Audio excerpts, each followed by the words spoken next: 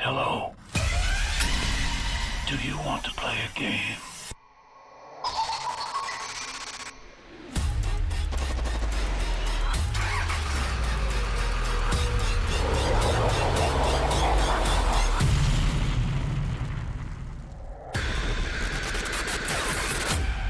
Before dawn.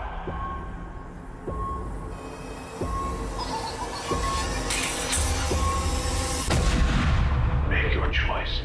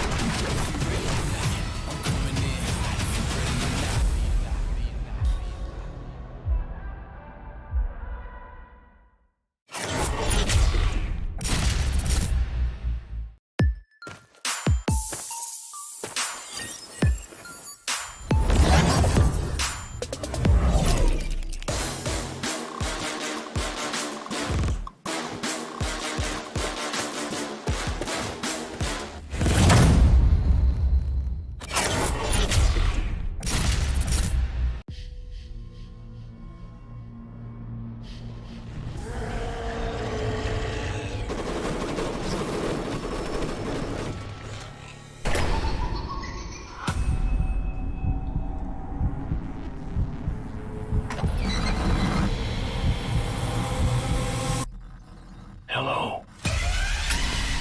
Do you want to play a game?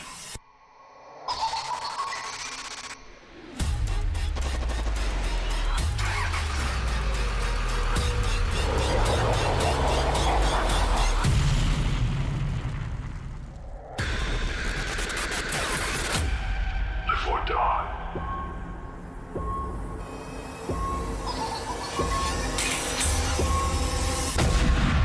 Make your choice.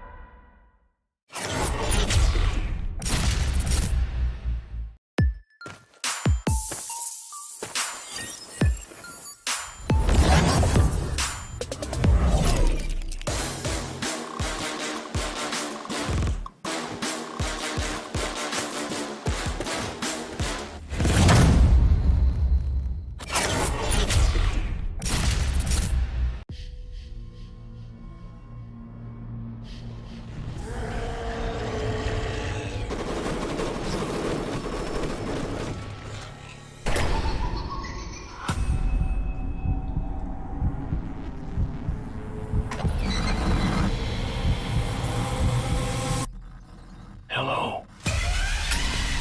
Do you want to play a game?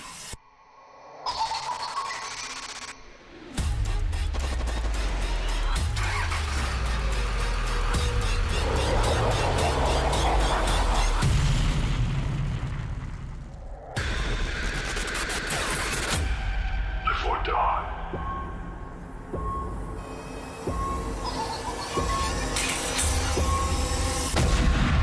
Make your choice.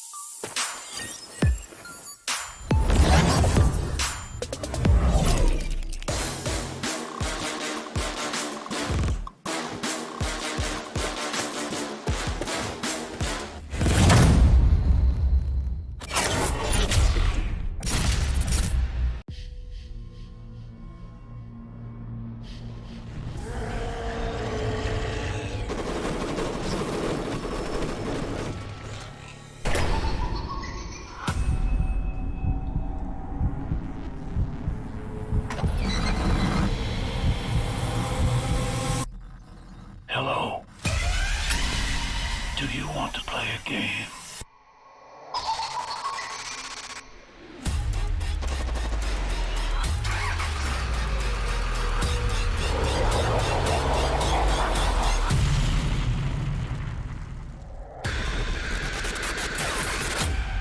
Live or die.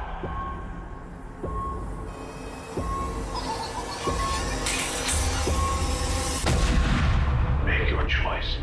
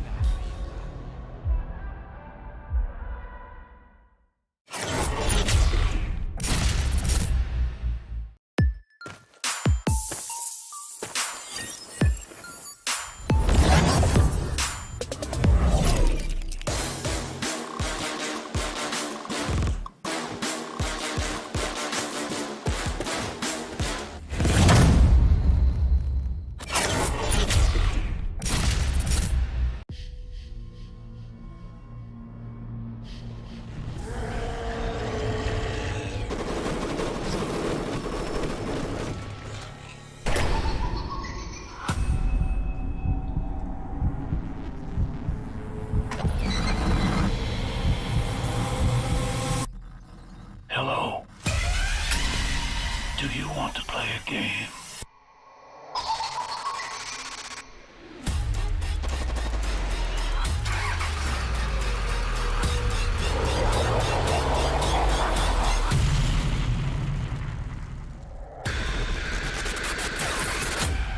Before dawn.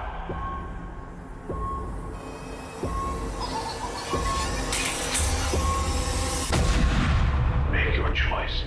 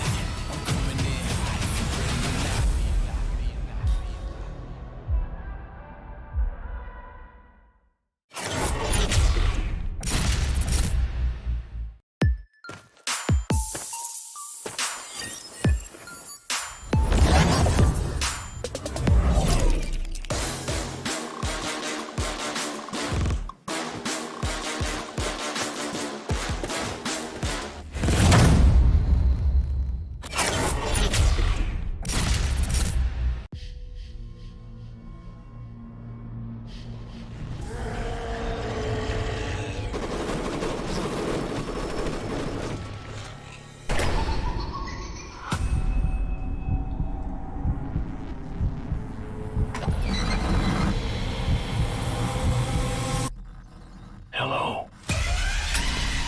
Do you want to play a game?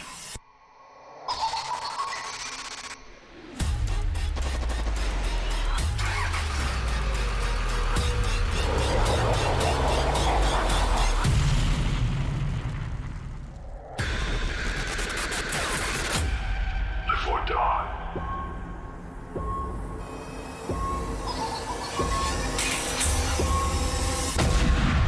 Make your choice.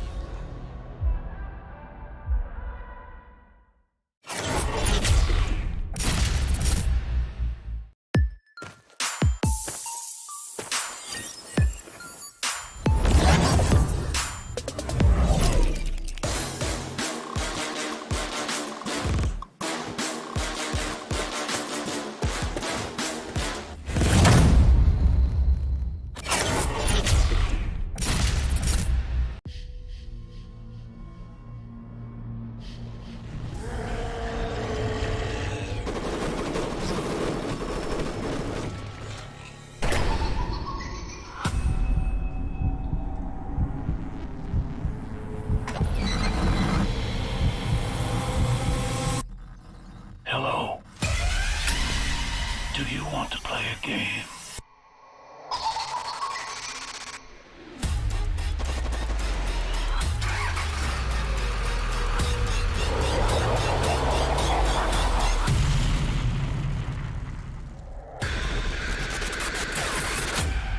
Live or die.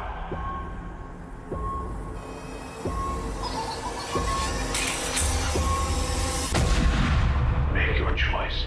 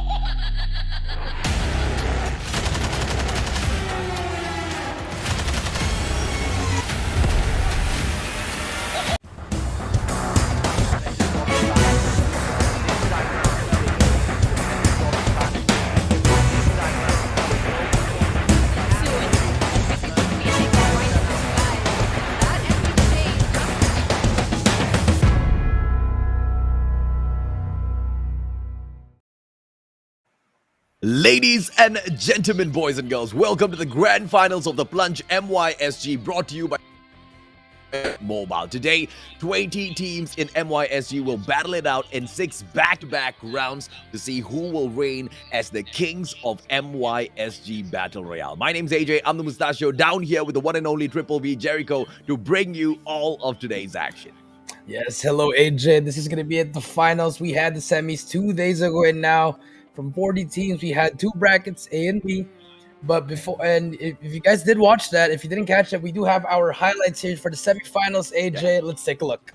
Absolutely, man. I mean, lots of stuff for us to highlight. I mean, straight up, we jump into HG Triple S. They have just been absolutely solid all the way through. And Carl was the only one that brought in the pumped action into the battlefield. And he showed us that it most definitely is a viable option out there, because you just do not expect someone to be bouncing around in the air. It's just something that not a lot of those players are just used to. And that just caught them by surprise. And it allowed Carl as well as Meteor HG a lot of space out there, right? But it was just not that play. It was the aggression as well. But it wasn't like those aggression helped them out all the time, Jericho.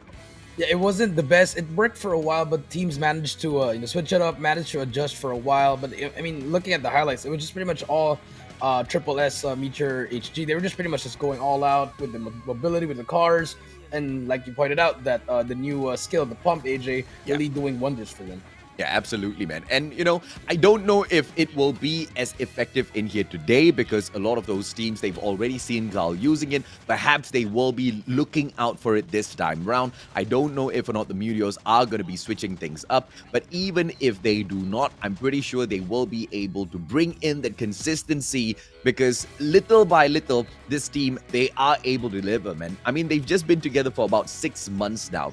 Growing pains as for all teams, they most definitely do have, but they're kind of getting into that rhythm of that teamwork, right? And I think they're really going to be able to bag something big here, but it all depends on whether or not the other teams want to allow them to do that, because we also have seen the Mystic Myotis squad dropping in. Oh my God. And as we talk about them, they appear on the screen. They are a whole other level of aggression in the competition as well. I've not seen a team quite as calm and collected as them. And at the very same time, when they step out there for those aggressive plays, they usually bag those kills. Yeah, that team just, I mean, they back-to-back 26 kills, AJ, just, roaming around the whole map. And they were just it was just pretty calm. You're right, AJ, pretty calm, but they know what they were doing, hitting those shots perfectly, knowing when to challenge. Just everything was going well for them. Yeah, absolutely, man. And of course, we had some of the triple here, but unfortunately for Mela and all, it just wasn't really much of a viable opportunity. And as for the rest of the Mystic brand, it was pretty much the same story as well. PGN, on the other hand, they did pretty well in terms of making it through into the grand finals. I want to see exactly what they've got in store for us in here today, right? But overall, a lot of these teams, the one thing that they most definitely showed us was they get a little overexcited sometimes when they start winning, and that kind of just plays against their consistency here, Jericho, which they most definitely want to look out for here at the grand finals, because it's just 6 rounds, right? There's no remakes, there's no second chances in there. Yeah, no second chances indeed, AJ. But here are our qualified teams for the Plunge finals. We do have SSS Meteor HG Sintahari, Hunt for Excitement, Peace 52, BY7 Supreme, Reminiscent 7-Fold Cleric, Mystic Myotis, Go Fight Esports, BY7 Blitzkrieg, Aventa Sovereign Shogun. Oh yeah, and of course 5 and 17 Reinforced, Aventus Sovereign Carnage, Kraken, Aventus Sovereign Prodigy, PGN Alpha, Malaysia Marine Corps, MYMC, Generation X940, Saban Hunters, Aventus Sovereign Carnage, as well as Legends of Chaos. And now these 20 teams, once again, will be jumping on into 6 back-to-back rounds, where at the end of the day, we will be crowning our grand champions.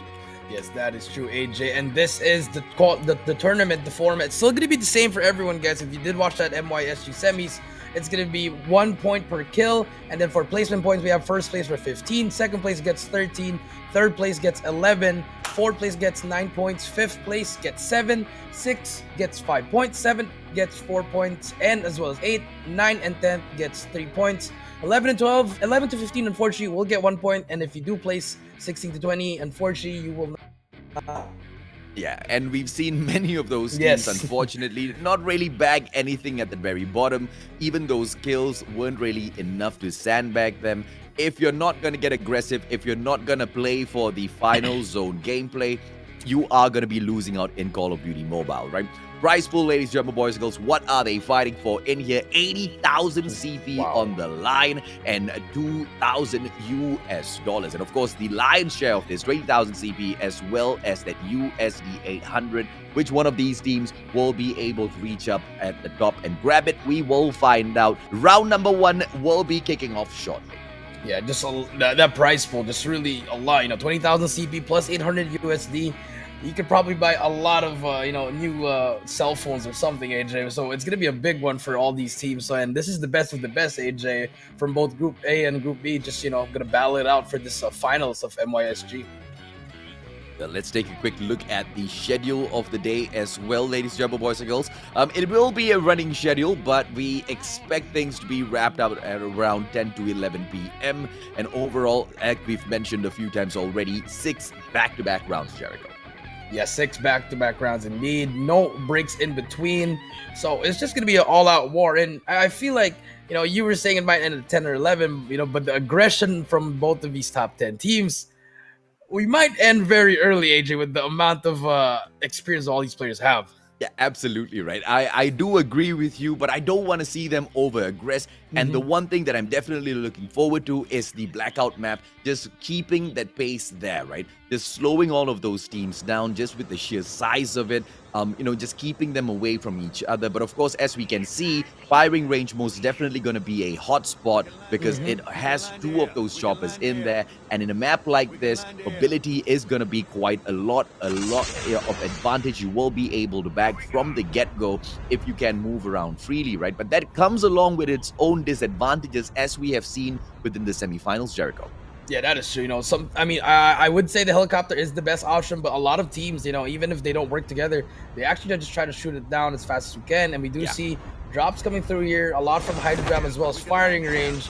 But we might see someone just go from a really far drop, probably construction, and that we do see one team going from there. And let's see exactly where Triple S Meteor HG wants to drop. Triple S Meteor, they are dropping in the exact same zone as we always see them drop in here, right? All spread out on that field. They take their chances, and I'm quite surprised that no one's actually calling them out on it just yet and attacking them from the get-go. Because, and if you are Meteor HG, I think you're just kind of, giving away your play way too obviously, right? Round after round, the exact same drop. If someone wants some sweet revenge, they know exactly where to find you, Jericho.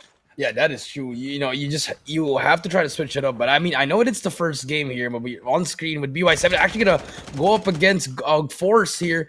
They do spot 2 players here. It's gonna be a battle here. This is gonna be a very interesting one because both teams they played well in their semis, but this might change the game for these people. Let's see exactly how much does it change. Because for the time being, everything seems to be fine and dandy. Just Ivy losing a little bit of armor. Smart plays coming through. Izoro taken down. And 17 reinforced. They don't look like they are super reinforced at the moment. Ivy, without any armor, will be in a lot of trouble if she gets caught out. So we'll need to look for a little bit of a backup. But just beyond this wall, there is trouble awaiting them. Yeah, trouble indeed. We do see BY7 just struggling right now. They do have some loot here, but I know you don't have to engage here. You can take your time because both teams are just trying to find that opening pick for these people. And if you are BY7, you could just rotate back. There's a helicopter on your left side. Try to make a play out of there. You're fully kitted out. I mean, you don't have to take this fight on.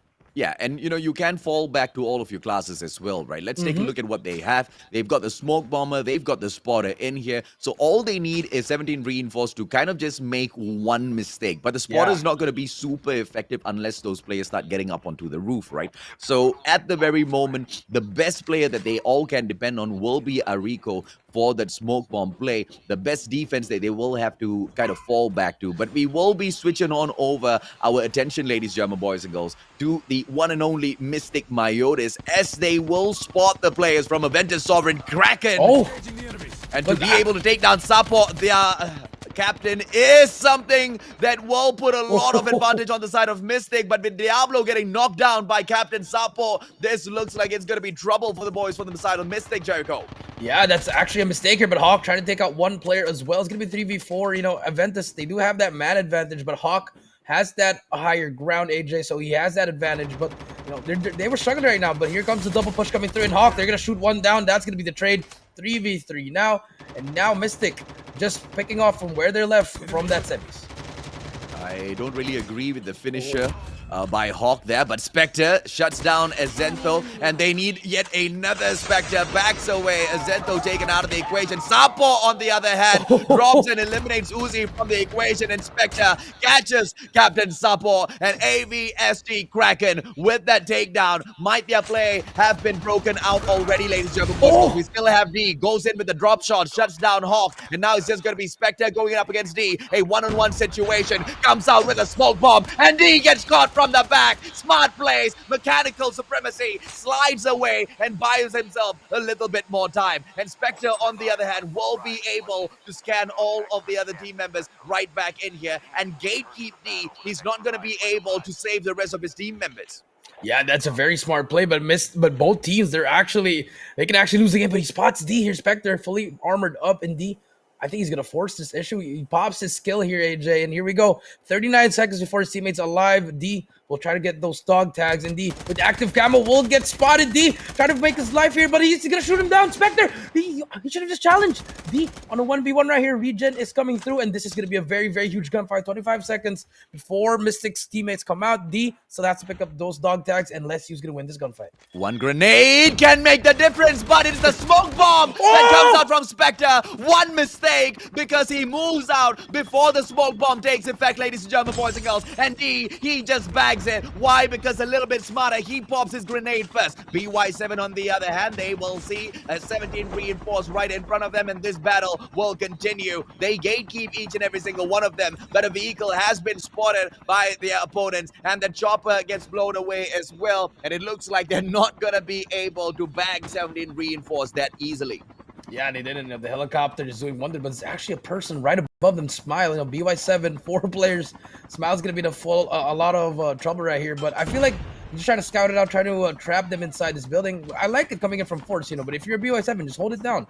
Pretty good. They have all their stuff ready. They just have to wait here. Make that team make a mistake, and they can capitalize on that one. Absolutely, man. And the movements are really important. Here comes that spotter, ladies and gentlemen, boys and girls, just to remove them from the roof. But I don't think Ivy hit anyone because they weren't really on the roof, just on that second floor. Unfortunately, the spotter has been wasted, but that does force an encounter here. Ariko, unfortunately, for the side of Ryu, N17 reinforced, goes out there, guns blazing. Yo-Yo goes down as well, and BY7 look like they are about to win this, but a good defender pulled out. Might just force them out of it. Smile tries to get away, but it's all over, Jericho.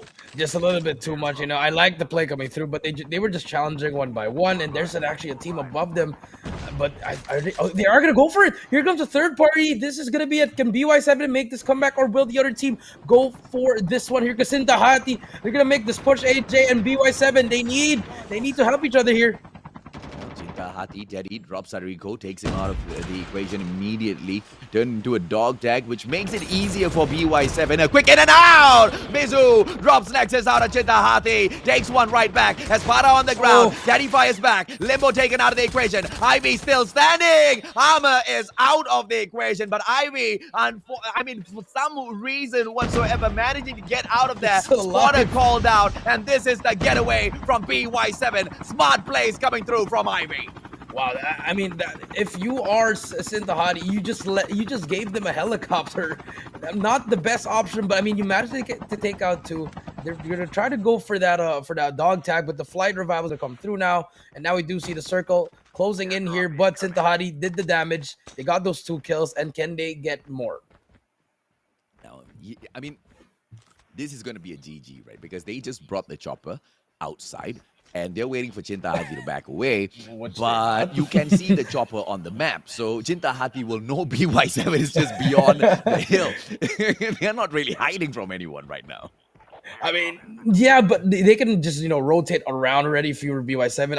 I think it's a matter of just giving up those tags. Yeah. The Sintahati, they're just gonna be waiting for that. They can wait their whole time. Their circle, it still has a long time. But now moving on to Meteor SSS with the SMRS double through, and this is what we have, the mobility coming through with this team, just roaming around, trying to spot that team on the other side. Hey, Event the Sovereign, but Event the Sovereign not actually trying to shoot the car down, just hiding inside the water. Very smart plays coming through, and SSS, they're going to be moving away. Yeah, this was the fight for the airdrop, and HGSS, they don't really want to take a lot of those risks. In the artillery, ladies and gentlemen, boys and girls, we don't really see any equipment from the gunsmith just yet, so we can take it as it was MYSG who was successful moments ago. Carl, still in here with the pumped action. Looks like we can see the boy flying through the air once again. Looking forward to what magic he can bring through today as the Meteors look for the #1 spot. So far, only 2 teams taken down, and 66 from the 80 initial players still alive and kicking in here. Let's see what goes on to happen, ladies and gentlemen, boys and girls, as that zone is going to start shrinking in about 25 seconds or so, moving towards Houseboat. So a lot of these teams now, as they try to move in towards the next safe zone, we can anticipate quite a number of encounters. Salute tries to get away, but it's just way too easy for the players from GX. Yeah, they just took him out, but now on board with Prodigy here, Event the Sovereign Prodigy here. We'll spot those players across. They are in Rivertown at the moment, and they're I think they're just gonna try to get into our car, get in over inside this zone, AJ. And I like this, but not a lot of engagement in this first game, AJ. Just a little bit more passive, just testing out. But as soon as you say that, here comes the engagement. 2 teams coming in here. Event the Sovereign here, D trying to take out 1 player, but here comes PGN, a top team as well. D needs help from his teammates. But here comes MYMC as well. It's just going to be an all-out battlefield here on the side of this map. Now let's see if or not MYSG, they will be able to wrap right round Kraken. They have got all 4 players right back in here. Remember the smart plays coming through from D earlier on, bringing Barrio, Sapo, as well as Azento back into the matchup. PGN right in front. Azento with the smart grenades just to flush them out. But the smoke bomb just to give them a little bit of the extra defense. Azento taking the opportunity, turns around, fires off the FHA, tries to catch the chopper out of the air. And Cinta Hati, they get away with their life, but not with the chopper. They jump out, they bail. Espada, on the other hand, trying to land the chopper, just seeing if he can get lucky and save it. And yes, they do save the chopper. A little bit of extra mobility, a little bit of extra insurance just in case things go sour now. Yeah, that was a pretty good, smart play. The flare coming in, but look at that, Sentahati. They just reset it. They got away from that helicopter. They don't want to face it because they know they have that, they have the FHA. But here comes Kazuki trying to get in a 1v1 gunfight, takes out Yemen, and just like that, Gen X940 gets 6 kills already in this first round. Very, very huge plays coming through. And now over in the side of Prodigy here, Kraken, they're just roaming around here, waiting for someone to, trying to pick up someone, trying to get that gatekeep going. 20 seconds on revival flight. Let's see who gets revived. But the circle's getting smaller now. More gunfights coming in. Oh, yeah, absolutely, man. But, they're holding out, in the open. They might get caught out here by Legends of Chaos from the side of Malaysia as they just drive right through. Sultan from afar, dropping Carl as well as Kid. Meteors HG, they seem to be in trouble. They seem to be down on the ground, ladies and gentlemen, boys and girls. We want to be catching that action as well. But as we take a look, MYMC almost blown out of the sky by the players from the side of MYSG Kraken. I'm quite curious to see if or not the Meteors are still in here. Yeah, I agree too. We did see them try to get some fights a while ago, but I don't like this strategy from Kraken. Very open area. I suggest getting into the building. Just trying to get someone from across because you're gonna get shot from all the angles here. But now on board with Team 12 is gonna be Go Fight Esport. I like this. They have that truck with the machine gun on it, but they're gonna be engaging against hacks here on your right side. But they're just gonna try to get away. No engagements whatsoever, just scouting all the areas. And this is game number 1, just pretty much scouting, knowing your enemy's mannerisms, trying to find out where they can hide. And I like this from all the teams, just being passive. Waiting is literally just standing up there, waiting to see if or not they can catch anyone outside of their position just so they can spray them down with the envelope. They're not going to be able to find anyone just yet, but as I say that, R7 appearing right in front of them. Molio just try to turn around, try to catch an angle there, not being able to control the vehicle to their best ability. But Chinta Hathi, on the other hand, with the war machine in their grasp, as well as a couple of equipment from the gunsmith, their loadout all prepared already. Chinta Hathi, they are ready for a gunfight. Yeah, they're ready. They're pretty much ready for the ending game, but there's actually a player inside the house. They're not checking that. You know, that's going to be Zahira from Go Fight Esports. Actually, oh no, we are switching over to Go Fight Esports here. We're going to be seeing two teams here. We do against Prodigy, Event the Sovereign Prodigy here. It's a lot of teams, but also behind them is R7, AJ. So they're going to be pretty stuck in the middle here. And we do see another team just going in as well. But finally, back over to Sintahati, just pretty much going back and forth here. But they still haven't cleared that house out, AJ. Let's see if or not they will be able to get to work shortly. I mean, I understand the passive plays coming through. They don't want to take that risk very early on because, after all, 15 teams still remain on the battlefield. And, you know, you get taken out at this position. Those placement points really mean absolutely nothing, right? In fact, I think you barely get anything when you take that 15th spot.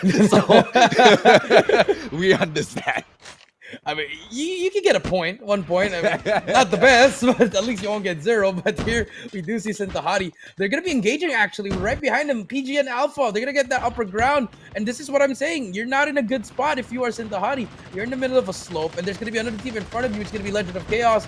But here, they're going to get shot down here, just fighting already. And finally, the move is on. I like this. Just get away already, because they know there's going to be PGM behind them. But here comes the fight against Legend of Chaos. Can they make the play? Teddy will spot one player, takes him out with an echo. And just like that, they get that third kill. One more player to beat. Can Legends of Chaos make the comeback? Yeah, in an open area like this, the game changer will be Espada, right? Because his duty is to make sure he pops that smoke bomb at the right time, be it for the defensive or the offensive maneuver. So the clockwork in terms of communication followed up by action needs to be absolutely on point. As they back away, BY7 players just driving past real quick. But right behind them, one player playing possum, not really showing himself, not making any noise whatsoever. Teddy just anticipating a little bit of a backstab from the back, but not really knowing that there is that one player lying in wait for the perfect opportunity to take those shots. Yeah, that is true. And now we are on board with Prodigy here with the fight against BY7. Blitzkrieg here trying to make a play here. They do have not the advantage, and they're going to be retreating here. But here comes the push coming through from Blitzkrieg. They're trying to make as fast as they can, but they back away. Smokes are popping out, and that's where the defense comes through. That's what you talk about, AJ. The smoke, it just really helps you on defense as well. But as well as offense, it can also help you. Yeah, absolutely. And if you're the smoke bomber, you know, you allowed to see all of your opponents through the smoke as well. If they're in the smoke, behind the smoke, it really doesn't matter. It just makes you an OP opponent out there on the battlefield, right? So smoke bomb, definitely want to go for, but it comes with its weaknesses as well. The rest of your team members, they don't get that information. So if you are popping that smoke bomb without earlier communication first, you're potentially going to be, you know, forcing them to reposition themselves and lose out on their advantage if they already had any to begin with, right? So all of those plays out there on the battlefield in an open area like this, very, very crucial, Jericho.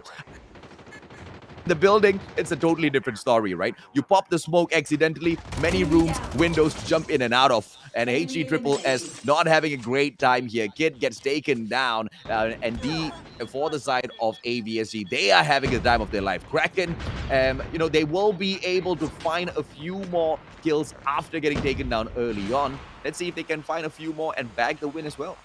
Yeah, they're trying to get away here. We do see hacks for excitement, a hunt for excitement actually on the right side. But beautiful rotation coming in from AVN here, AJ actually, for Kraken. They just managed to bag some kills here, but there's going to be 8 hacks coming in on the right side. Are they going to engage this? And look at this, D slowing it down. The engagement of, they can engage right here, but the ambush is going to come through. We'll spot one. Here comes the fight, but the transfer shield pops up in AFBSD. Here we go, the fight coming through. AJ, who's going to win this gunfight? D pushes it with active camo, will get stunned out. His teammate gets taken out as well. And one more player, D, just trying to stay alive now. Oh, now D just needs to play this smart because as long as he can just buy a little bit more time, BY7 will appear out of nowhere to third party the situation and he can get out of all of this trouble. Sapo, on the other hand, will be running out of time as he expires in those bushes. D, now his boulder guys not able to give him that cover, run straight into smoke and out of the zone, ladies and gentlemen, boys and girls. Not the best of options, and Taji gets that kill. Way too easy for the side of Hacks. And we, it's all about the opener of that fight, but hopefully we can get that replay so we can break that down a little bit. More smart plays coming out of Janik. Once again, AVSG pulling that limelight for themselves from multiple teams out there, just shining through. Yeah, I mean, unfortunately, for Kraken, they had the advantage. They rotated early there, but they just got sandwiched by two teams here. And now we're going to see BY7 Blitzkrieg here against another team. Hacks is just pushing in here, fully kitted out. But here comes the cluster strike. But BY7 trying to make a way. They're not shooting back. You got to have to shoot back here if you are. But here comes the cluster. We'll take out one. Beautiful shots with Matt Red here already on the advantage as well. And Hack's going to be falling back as well. But there's going to be another team.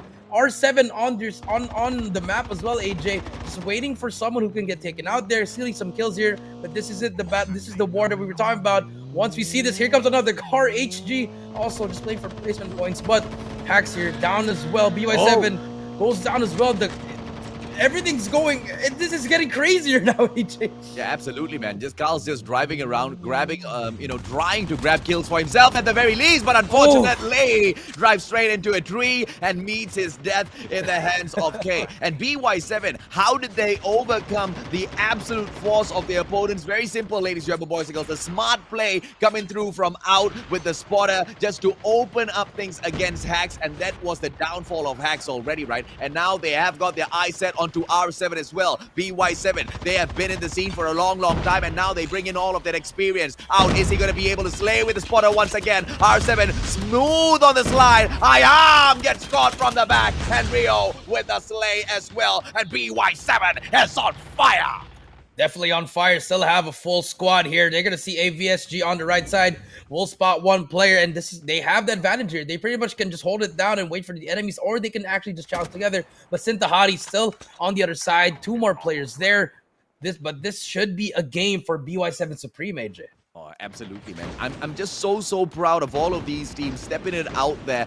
Each and every single time we've laid our eyes on them, they've just been able to show us different sets of skills, and they are clearly showing us that in terms of those IQ plays, MYSG, they've stepped up, and BY7, they are showing us a brand new side of themselves. Smart play coming through from BY7 once again, using those classes, right? And now it's gonna be the airborne player shooting up into the air, getting all of the information for the rest of their team members as Smart Red goes in for the quick smoke and will be able to pull the flank as well. Defender pulled out, Nexus right in front of him, turns around, knocks down 7, and BY7, what a win, what a finisher.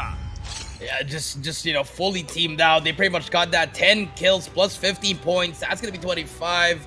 Just great plays coming in there. They knew when to engage. They didn't have to over challenge, unlike the other teams. They were just playing pretty smart. They were always the third or even the fourth party, AJ. Very smart. I mean, okay, first of all, so many things happened in the matchup, right? Hacks just removed one of the most supreme teams from the equation with a very smart play. And how did Hacks open up that matchup? Hopefully we get to catch that in the highlights as well.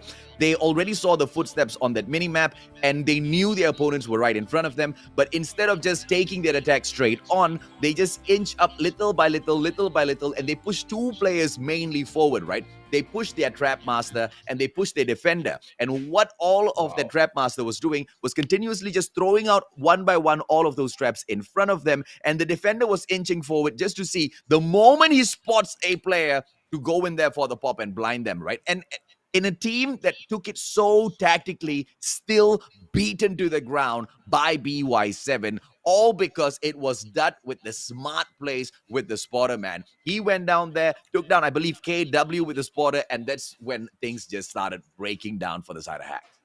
Yeah, I mean, pretty much BY7, everything was on their side. A little bit of luck, AJ. Just pretty much no one was actually targeting them. They were never being targeted. They were always the one just picking up those kills, just finishing all those damage from the other teams. But I mean, if you look at the screen, team number 18, it's going to be AVSG. They do have 12 kills. That's a lot of kills, actually. But unfortunately, you do place on that 8th spot. But overall, that first game gives us a sense of if you play smart, you can actually just take your time. You don't really have to engage. You don't need to mobilize like what Triple S would be doing. And unfortunately, that's what happened to them. Their last player kept them driving around, accidentally hit a tree, and then that was very unfortunate. Yeah, and that's one of the risks that you do run if you are just going to be playing the vehicle meta, right? Yes, you do have the extra bit of mobility. Yes, you can get around there a little bit quick and avoid all of those gunshots. But one small mistake and you get stuck out there in the open. One small mistake and you are a sitting duck. And that's exactly what happened to him. Unfortunate for Carl, he couldn't really get out of that situation. But here's the highlights once again, as Mystic Myotis opened up quite well against the side of AVSG Kraken. Yeah, this was the start here. They had that advantage here, but slowly but surely they were taking up 1v1 gunfight. Spectre, well, they were going to take out 2 players, but here, this is what I didn't understand here for the side of Uzi. If you have your teammates taking out 2 players, you could have at least waited, triple challenge together. I get it. You're confident. You want to make something. You may want to make a play there, but unfortunately, it took them time there, and then they had a slow start, and then unfortunately, they placed very low. I think in that first round. Yeah, and BY7, of course, as we take a look at which BY7 is this, let's take a quick it's Blitzkrieg. It's Blitzkrieg. Yeah, it's Blitzkrieg, right? So they weren't very, very unfortunate. Ivy was super lucky because her armor was just expired already. She had to go in there and replenish it, but a few lucky sprays coming out of the SMG bought her a little bit more time, and that's exactly how they were surviving, right? But as they continued that fight through, they just paid so much of attention to Chintahati, and Chintahati managed to turn things around at that very final moment. Yeah, that third party coming through, this was a huge play coming in for Chintahati. They got 2 players at least, but they lost the helicopter, but I think towards the middle of the game, they actually got another one. So it was okay. It was a risk given by Chintahati, and they did it. And here comes BY7. Pretty much, this was the when we saw this, I was like, okay, these guys are just gonna win this game already. Yeah, for me, it was the play prior to this when they took down Hacks, right? Because it's the way that they went in there with those smart plays. It is all about how you use your skills that you have chosen, because it's not about as random as going in there and choosing a skill just because, really, really popular streamers out there use a certain skill, right? To each individual player, they pick the skill based on their play style. But when you jump on into a competitive tournament like this at the Plunge, you need to have synergy between your team, not just with the movements out there, but how and when each and every single one of those individual skills are used. And BY7, bro, they just played it to the T. And maybe that's exactly why they are supreme. A quick short break, ladies and gentlemen, boys and girls. When we come back, round number 2. I cannot wait. Don't go anywhere.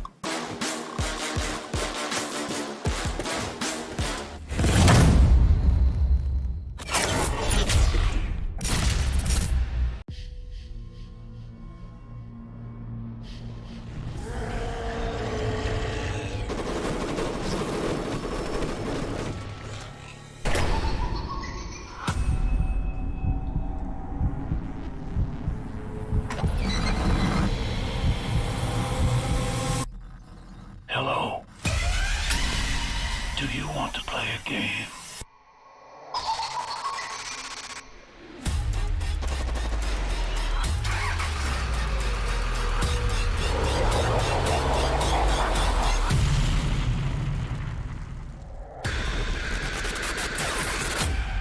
Live or die.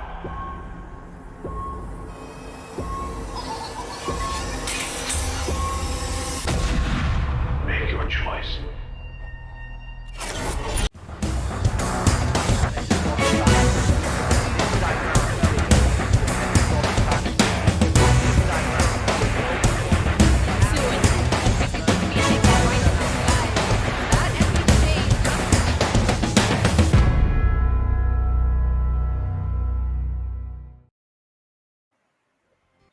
Ladies and gentlemen, welcome back to the Plunge MYSG Grand Finals. We already did game number 1. We're on the way to game number 2. I am VV Jericho here with the Mustachio AJ, and we had a very passive to aggressive to passive number 1, but now we're gonna have game number 2, and we might see a pick of the pace here, AJ. Yeah, and the problem here with the MYSG scene is the skill gap between team to team is pretty close, right? So, and that's kind of what forces out inconsistency out of all of these teams, because each and every single one of them eyeing for the top spot. But look Yeah. at this, BY7, both of their teams picking the top 3 in here, Supreme as well as Blitzkrieg. Just a few points between them, but of course Shinta Hati topping both of them. Even though they do not bag the victory, they still are at the top, mainly because of all of those skills that they pulled into the bag to sandbag themselves, right? So 27 points overall, they sit down at the top. But Aventus Sovereign, Shogun, as well as Prodigy. Now, we weren't really focusing on them that much in terms of their gunfights, but look at where they stand, right, in that 4th and 5th spot. 18 and 16 points so far. But like you've mentioned at the opening of this particular round, it's just one round so far. And we have got... anything can happen, Jericho. Yeah, maybe the surprising one for me was Mystic Wyvern. You know, they were the ones just really dominating in their semifinals, but unfortunately, a little bit of mishaps on those plays. You know, placing 12 and 13, but they still managed to get 3 kills here. But other than that, all the team, it seems pretty slow for everyone. But you know, game 2, this will change up, guys. So remember, this is the round 1 standings, and we're gonna be heading over to our game number 2 in a while.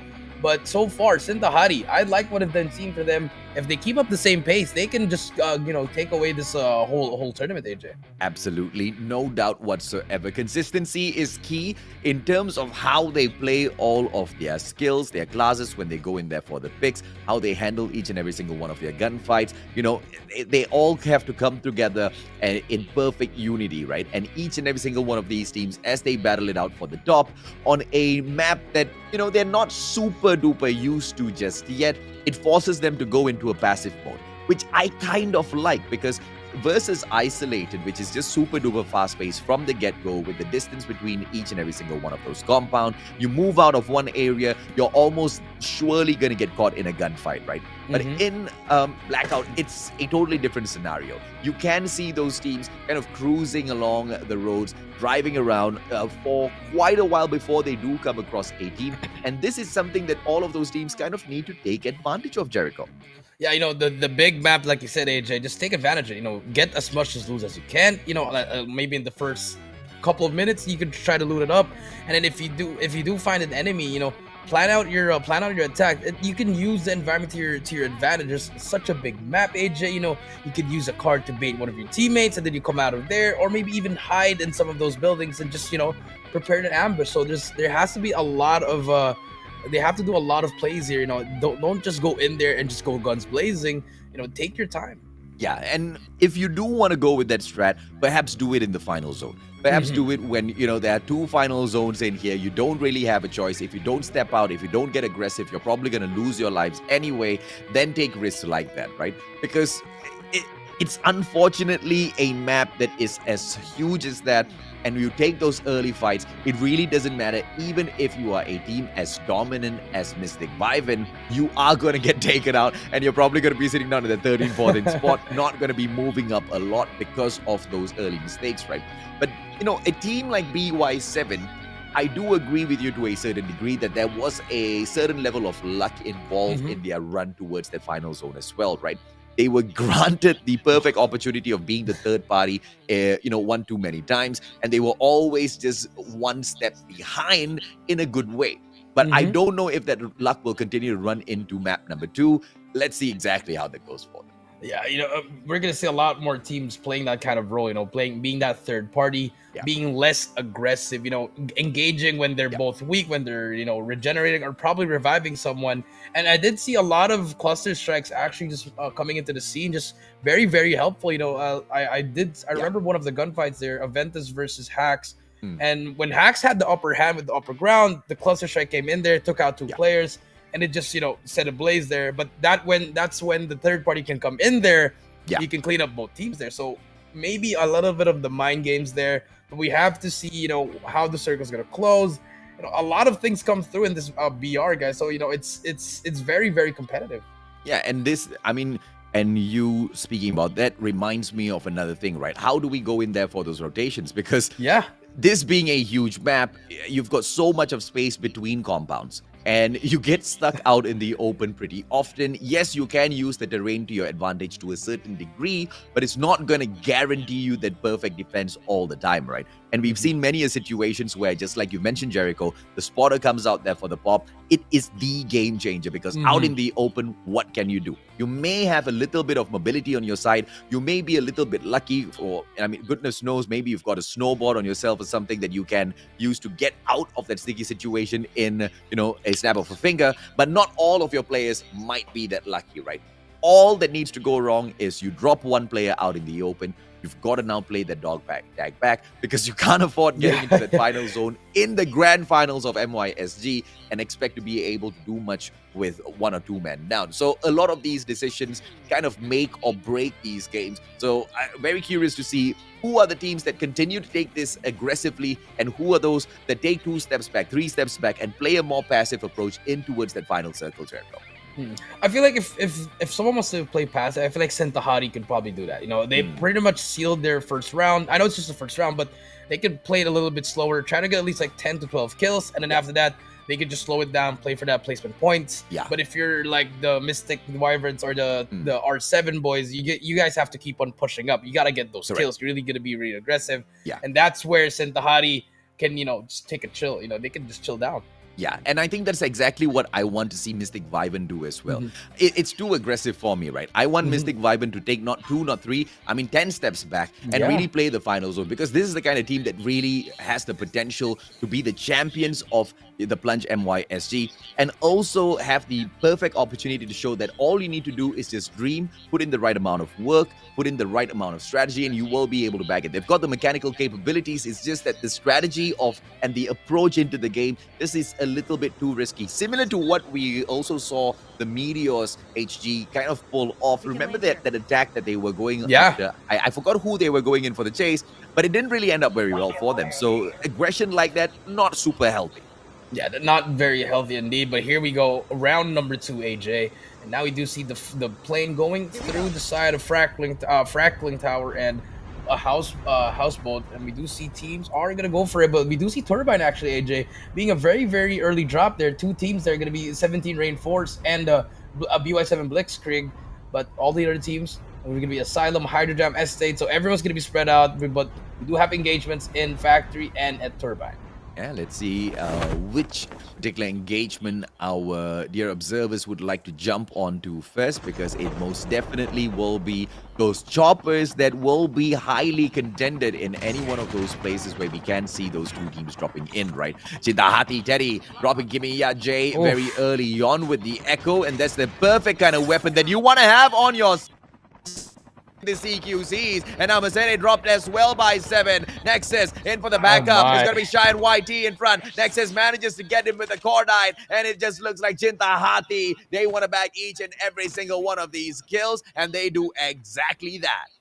Yeah, Cintahati, unfortunately, is the bearer of the bad news for Legends of Chaos. They have one more player left, but you just have to get away there. Try to pick up those dog tags. But Cintahati, I did say that we'll have to play passively, but now they have those 3 kills already, and they're just trying to get that early lead, trying to get that first place. And I like this. Take over Estate immediately, and then from there, make your way. You rotate left or right. And this Cintahati just pretty much doing a lot of good stuff here. Consistency is key, AJ, and I do agree with you with that one. Yeah, okay. Now, let's see, of course, what will they be able to get out of this, because they've taken down 3 of those players. I believe 1 more managed to get away with his life. So they can just continue to play gatekeep for the time being as they continue looting. And when they want to just abandon this area, they don't really need to worry about, that player coming back in there for those dog tags, right? They've already got those essential 3 kill points to sandbag themselves. Let's see if they can revive each other and they bag a few more kills later on, right? Why will they say no to that? But of course, as we switch on our attention over to the side of BY7 Blitzkrieg as well as 17 Reinforced, they've taken the fight over to the roofs, and this is exactly where the spotter can once again come in very, very handy, Jericho. Yeah, that's very true, AJ. They do have that spotter indeed, but it's going to be a battle for those roof stops. So the snipers can try to get some shots down here. Do see a player, Zoro on your right side of the screen, can be the one that can take this person out. But here comes the sniper, Ivy. We'll spot one. We'll try to shoot it, but unfortunately scopes out at the wrong moment. Try to shoot, but will not hit it. And this is going to be a stalemate, but there's going to be a player in the left, HJ, from P52 on your left side of the screen. He could probably third-party that, but he's on his own there. A lot of dog tags as well are down, but the helicopter is still available for them to use it. And if you are BY7, you're taking a lot of time here with not much of utils. Yeah, you have to ask yourself a question at a certain point. What are you going to do after this? Like, okay, you knock Ryu, and then what? Because Smile will very easily pick him up. Okay, I guess this is exactly what that plan is, right? Smart play, breaks a plate, and then immediately calls in for the cluster strike. Are we going to be able to see that hit, right? Because Ivy, I don't know if or not she did manage to go through with it, because no strikes come through, ladies and gentlemen, boys and girls. Looks like she called it off. But if that had been played, I think it would have been perfect, right? You break the plate, you play a little bit of distraction, and then you bag 2 kills out of 1 cluster strike. It's just a perfect guarantee for yourself. Yeah, that's true. Now we're on board with Team 11. It's going to be Mystic Myotis. We'll take out one, but Sapok takes out Uzi as well. It's going to be just fighting again. This is going to be crazy, but here comes Spectre. And on top, Zoro goes taken out by the Echo. Will win you that gunfight, but Spectre has to help his teammates. Diablo and Hawk in the world of trouble, but takes out Bahirio. And just like that, Mystic Myotis winning those engagements. But I think there's one more player to beat, AJ. Yeah, and this is what we don't need from both Kraken as well as Mystic, right? And when we look at Mystic Vivens, the first thing that we kind of talked about earlier on was them getting into these engagements early on. And one of their biggest downfalls can just be their ego. You took me down? Okay, let's go. Round 2, brother. Let's see if or not you can do it again, right? And Sapo will be trying to prove himself. Diablo right in front of him, backs away, using the pillars to his advantage. Sapo does not manage to catch Hawk out of the equation as Diablo gives in that backup as well. Perfect plays coming through. It's a 2-on-1 situation that unfortunately ABSG Kraken could not fight out of. But as we go back to the fight between 17 Reinforced and BY7, it's the exact same tango. My brothers, once you get a knock, what is your second plan, right? The follow-up is going to be pretty weak because for you to be able to rotate from this roof over to the next, it's going to be a bit of a problem. Unless you want to just go all out, right? Take this chopper, fly on over to the next roof, and then go guns blazing, just fire them down. But Mox needs to open that fight up with the spotter. If he can get 1 or 2 lucky hits, and then that's going to be a GG on the side of BY7, because 17 Reinforced, they can just go in there for the wipe. Yeah, that's true. But look at what BI7 is. They're rotating already. Limbo is going to be that player just looking around, getting for information.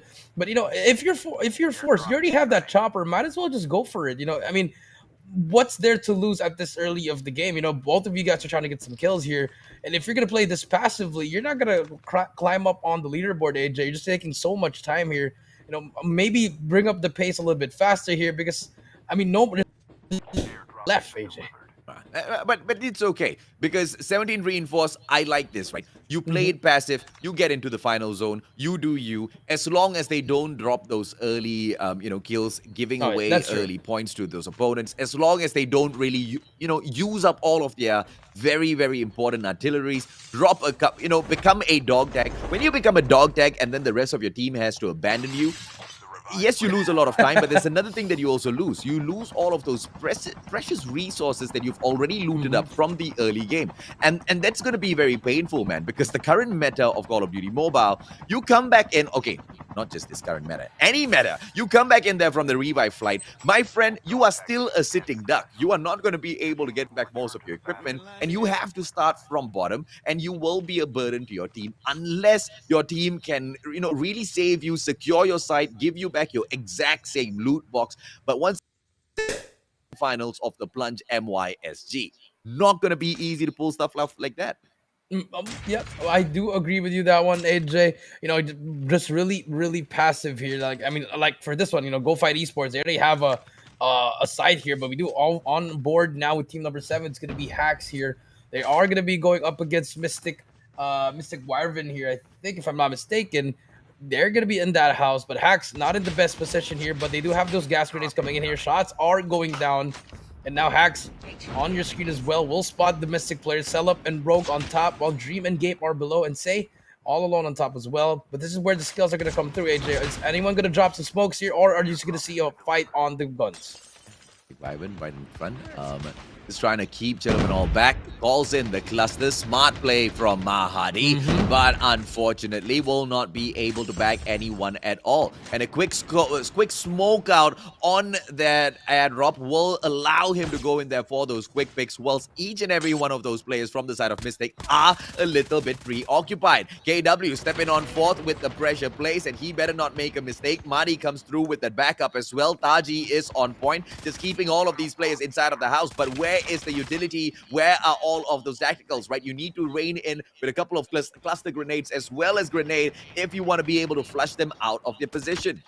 Yeah, that is true. Not seeing much of the grenades here, and they just saw 2 players coming up on the hill here. So there's gonna be one more play here for Mystic. Gabe got taken out here, but KW will take out Gabe. That's gonna be one, but here comes the help from Same Dream with that Trap Master. Takes out Madi and takes out KW as well. And there we go, AJ. That's the utility we're talking about. Beautiful usage coming in from Mystic, but here comes Todd. You're gonna try to get that revive.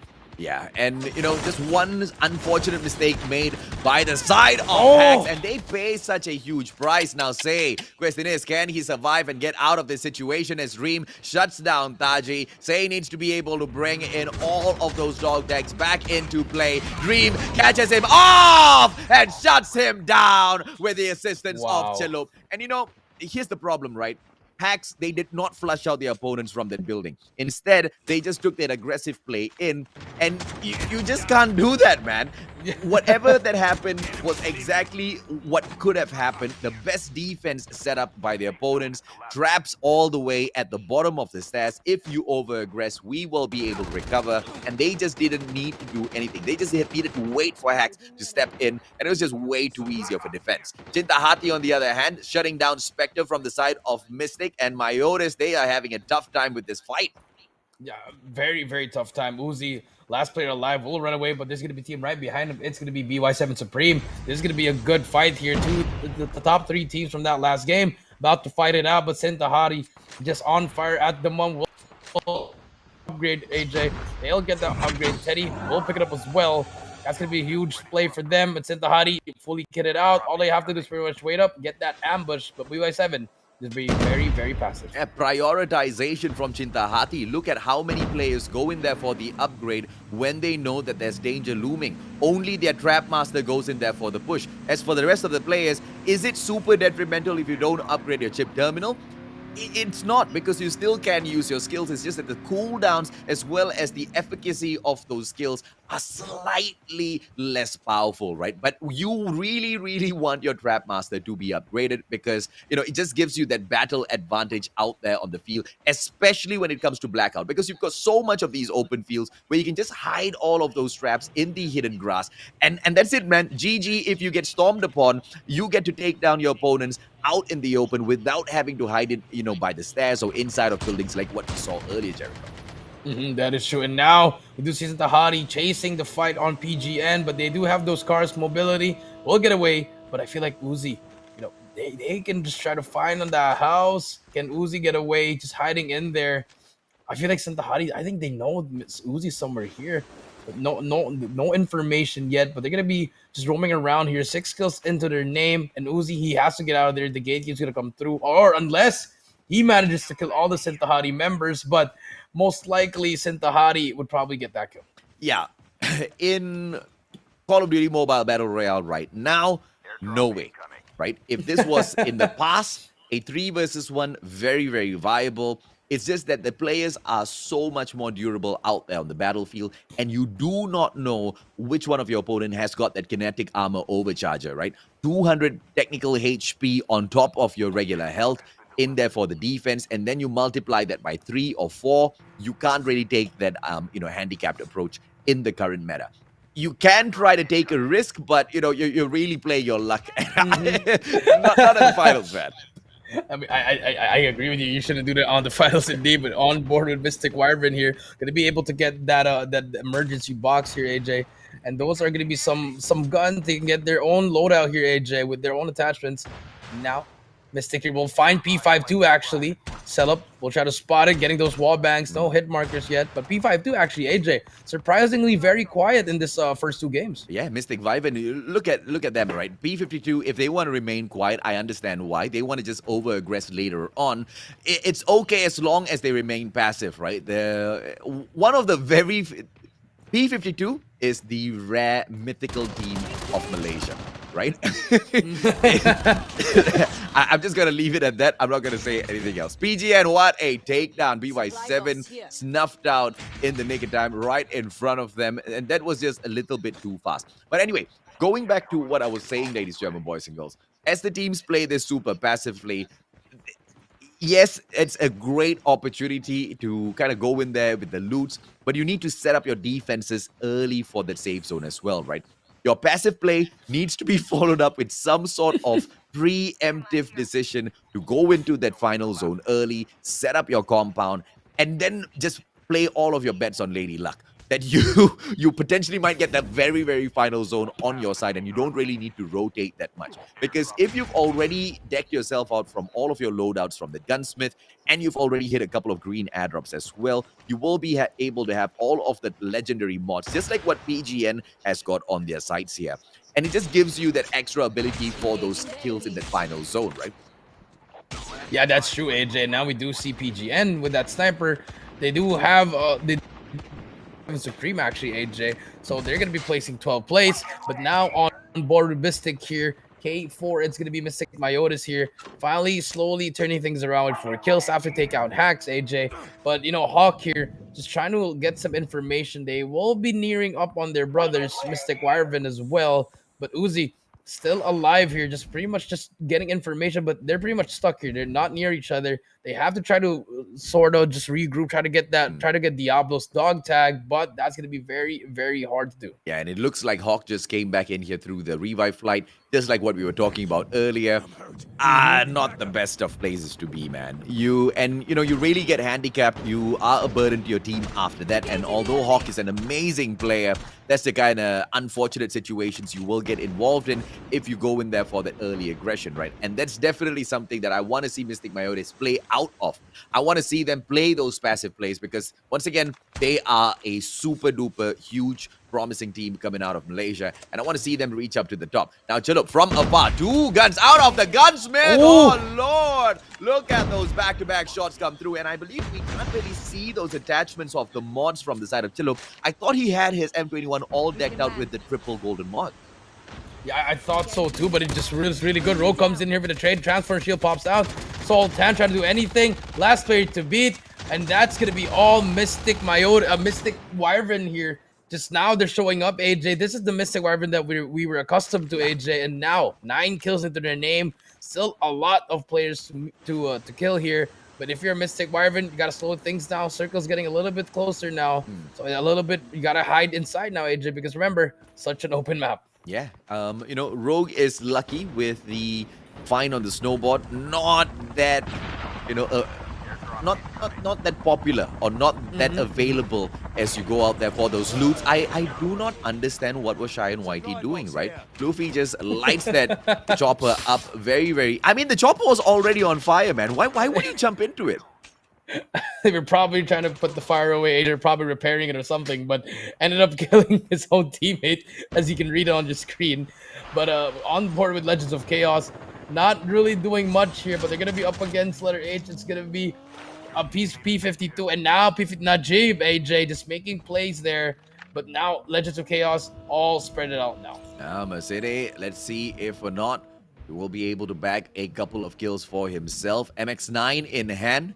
Does have a sniper as well for those deranged engagements. Rogue, I believe, has spotted him out, and Mercedes will be quite sedate. Oh, but this is lucky for him because P52 out of nowhere. Mercedes sends out information. Hopefully that information does not get picked up by Mystic. He can pull off that backstab as Mystic gets a little bit distracted by P52. Mercedes bringing in the pumped action as well, but not really using it to perfection at the very edge of the zone. Oh, trap right in front of him, Mercedes. Very luckily backs away from it. Thank goodness he had the pump. Oh my god, my heart was racing there, AJ. Mercedes, I just don't know what he was doing. Thank god the trigger discipline was coming in there, but on board with Sintahadi, they actually lost 7, AJ. So 3 players, but here we go. A lot of teams are coming in here. Mystic, Myotis on your left side of the but Sintahadi, they have the advantage here. Look at the third party. Here we go. This is it. Sintahadi, they want to engage it actually. Just want to get all the kills, and here we go. Smoke comes out. Can Sintahadi make the play here, or will Mystic Myotis get the trade? Well, Espada, the smoke bomber, goes in there for the pop, but can't spot any one of those players from afar. Just takes down those traps first, just so that the rest of his team members can go in there for those aggressive maneuvers. And Mystic from across, pressure on just yet, ladies and gentlemen, boys and girls, and all of these teams crowding in there towards the next zone. It is the 5th zone, and in 20 seconds it gets even smaller.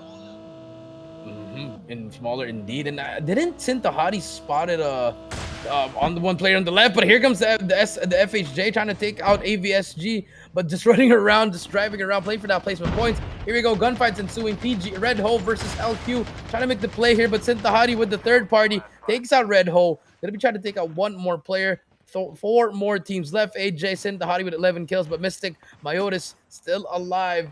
He's trying to make a play here, but Uzi, here we go. Here comes the push, trying to just get that placement, but Sintahari doesn't care. They're going to go for this fight, but Force, fully, they're going to be full squads here, AJ, and they can actually win this game. Yeah, 17 reinforced. They have got the advantage. They jump up onto the hill now with a bird's eye view over the rest of the team members from the other teams. They will just be able to snipe them. Well, because out in the open, one spot is all it's going to take from the other teams, because now, yes, you are the apex predator, but you sit at the top and everybody's eyes on you. But Spotter pulled out from them instead, and it will be Mox with the smart plays. Goes in there for the shot onto Gabe, knocks him down. Sintahari in front of them, and no one's taken down 17 reinforced just yet, Jericho. Yeah, 17 reinforced, surgery full, and this is just a rotation coming through. Lady Luck on their side. Sintahari, they're going to be taking that second place 100%. Zoro going for Nexus, tries to take him out, but nothing. And just like that, Sintahari actually making a smart play, AJ. But game number 2 goes to 17 reinforced. Beautiful, beautiful play, beautiful comeback. You know, we were giving them flag for not doing a lot of stuff at the start, AJ. You know, having a stand with BY7, but in the end, Lady Luck was on their side, rotation was on point, and they ended up getting that victory.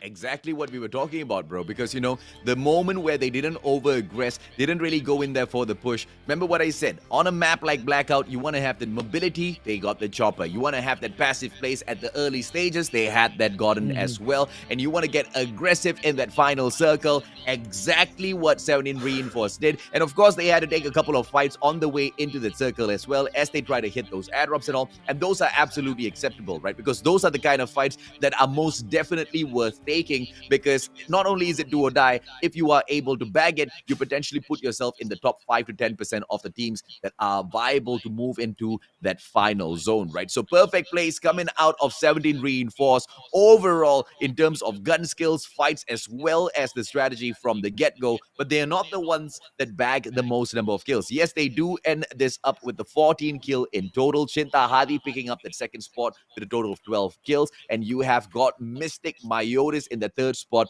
They are the ones that bag the most number of kills in this lobby with the total of 15. But I don't believe that's enough for them to overtake 17 Reinforced with their performance in this particular lobby. So overall, solid plays coming through from the players in that number 1 spot. Yeah, solid plays coming in. You know, those top 3, 17 Reinforced, Sintahari, and Mystic Myotis all making those good comebacks. But BY7 actually, AJ, had a very slow start. You see the 12th place BY7 Supreme, you know, just not doing a lot. Yesterday they get 4 kills, and also the other BY7 Blitzkrieg just not really doing a lot as well. Yeah. Unfortunately, placing on the lower half of the leaderboard, AJ. So unfortunately, a lot of teams, also Hacks actually, AJ, just surprisingly just didn't do well, AJ. Yeah. Not surprised. I'm not surprised. I mean, they are getting overexcited. They are overstepping their boundaries. They are not playing carefully. They have to assume that each and every single team that they fight out there, and I'm just going to take this name as a pure example. They are not the current most dominant team out there, but they fit into the context of this example. You have to assume that every single team that you see out there on the battlefield is NRX 420. And that's all you need to do, right? Every single team out there that you're trying to overtake in a compound, that you're trying to take away a certain objective from, is NRX 420. How will you approach that fight? That's exactly what we want to see out of teams like Hacks, because once again, they have got the mechanical capabilities. They've been playing Call of Duty Mobile for so long, and they're keeping up with the meta changes within the Battle Royale itself. But what is the biggest weakness here is the strategy of going in and the option of picking the right battles here, Jericho. I agree with you, or maybe the moment just got into the major, like you said, very, you know, overly joyed. You're like, this is the one. Yeah, exactly. This one, like KW right here. Like, how? I mean, yes, you managed to take him down, but you have to expect that his teammate's gonna be there, because you spotted them already going up the hill. If you counted that in your head, that's 2. I mean, 2 plus 2, that's 4. I mean, it was just really unfortunate, you know, a little bit of miscommunication. Yeah. And here just popping in and out. And then Taji just running around, just, you know, was really lost there. Yeah. Very unfortunate. And then Say here, I guess he went into a panic mode, AJ, you know, picks up the car. Unfortunately, just tries to reverse and hits a tree again.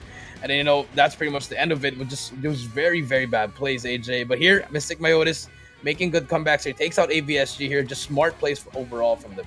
Yeah, I mean, when we take a look at the battles outside, one thing that Mystic Myotis does really, really well is play all of their individual skills, you know, excellently, right? You've got Rogue in there with the defender, doesn't prematurely hit the defender and waste that skill. Because you go in there for the pop, you've got to deal with the cooldown, and when things get a little bit rough in that battle zone out there where you can get third-partied at any point of time, you don't really want to be wasting your skills from the get-go, right? You just want to use that when things get really, really sour and you don't have a choice whatsoever, or by using that skill, you guarantee yourself that win. But of course, as I say that, let's take a look at Chintahati here with the absolute IQ plays coming out to make sure 17 Reinforced do not get the extra 2 kill points. And I feel like that's super crucial in a competition that's as tight as this, Jericho. I mean, if it comes down to 2 points, Sintahari versus 17 Reinforced, I think that's going to be that play right there. We're going to come back for that one. Yeah. But I mean, very, very smart play coming in there.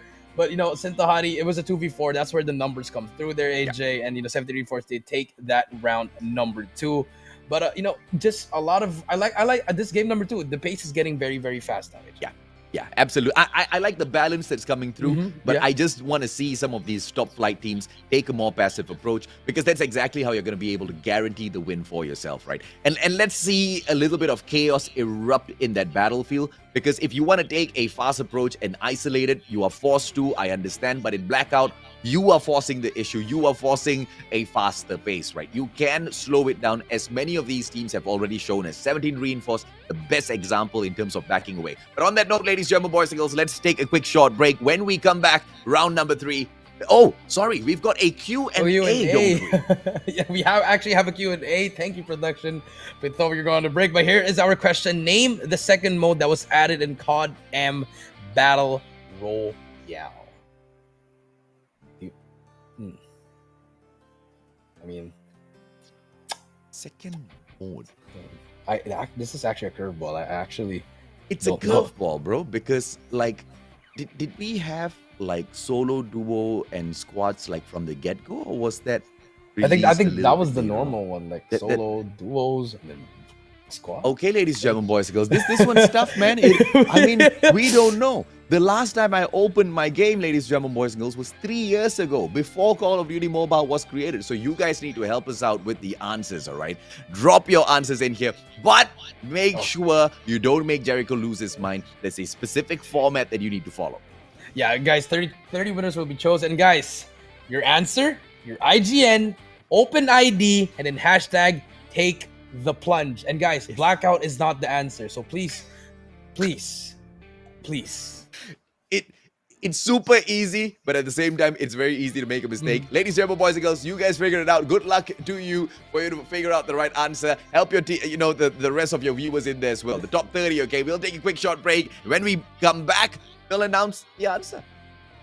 We're back.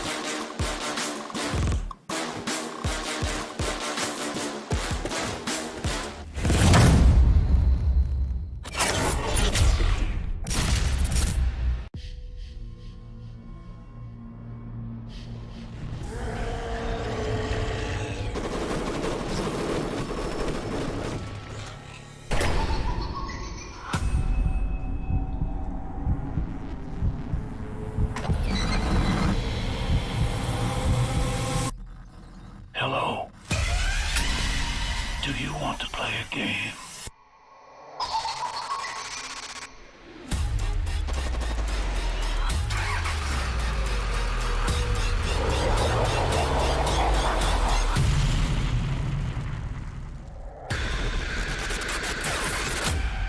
Live or die.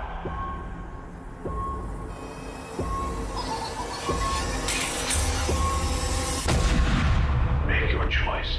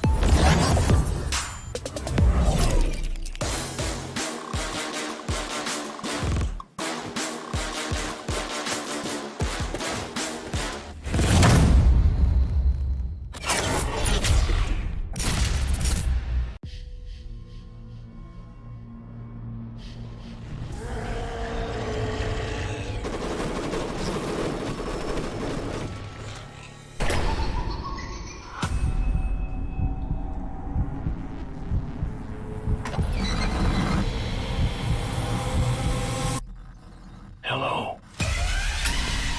Do you want to play a game?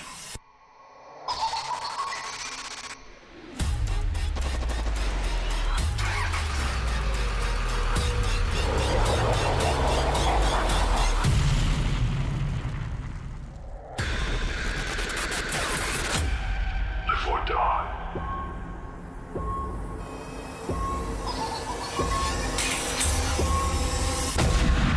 Make your choice.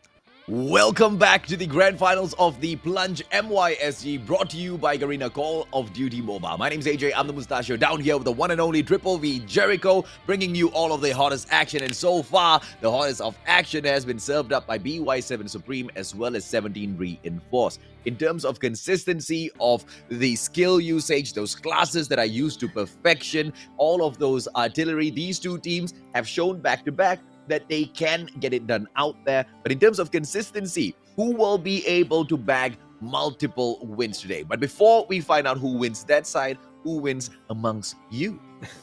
So guys, we left you with a question. Name the second mode that was added in CODM Battle Royale, and now we are gonna reveal the answer in 3, 2, 1, and the answer is Warfare. Wow, okay. I actually did not know that. Absolutely, ladies and gentlemen, boys and girls, I totally forgot it. I was I was genuinely in a, because you see, the last time during the semi-finals, I believe we threw way too much of shade on the person who prepared the questions, and as a revenge, the person from Garena was like, "Oh, too easy, Mustachio. Oh, Jericho, too easy. All right." We will serve up a question for you. Thank you very much, Garena.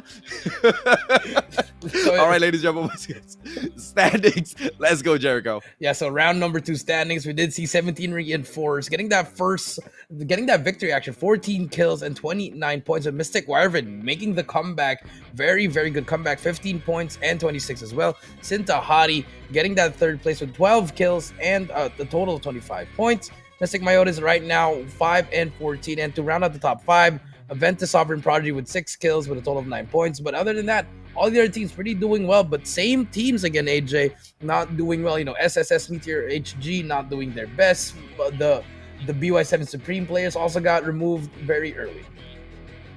You know, it's all just going to depend on a game of rock, paper, scissors later on as to what sort of a playstyle they choose. But for the time being, Sintahati will just be very, very happy at the top with 52 points in total and that number 1 spot. But look at this, man. The ones in that second spot, 17 Reinforced. How far away are they from Sintahati? And we're talking about consistency. Sintahati, they haven't bagged a single win just yet, but in terms of consistency to get up there on top of the leaderboard, they most definitely are serving it up well. Yeah, a lot of points indeed, but you know, 17 Reinforced Mystic Wyvern and also BY7. Actually, the second place until the top 7, they can still make a comeback here, but Sintahati sitting pretty on top as well. But if you look at the leaderboard, AJ, like we said, SSS Meteor, IHG, and the Go Fight Esports boys not really doing well as P52. You know, these guys, you saw them play well in their semis, but looking back here now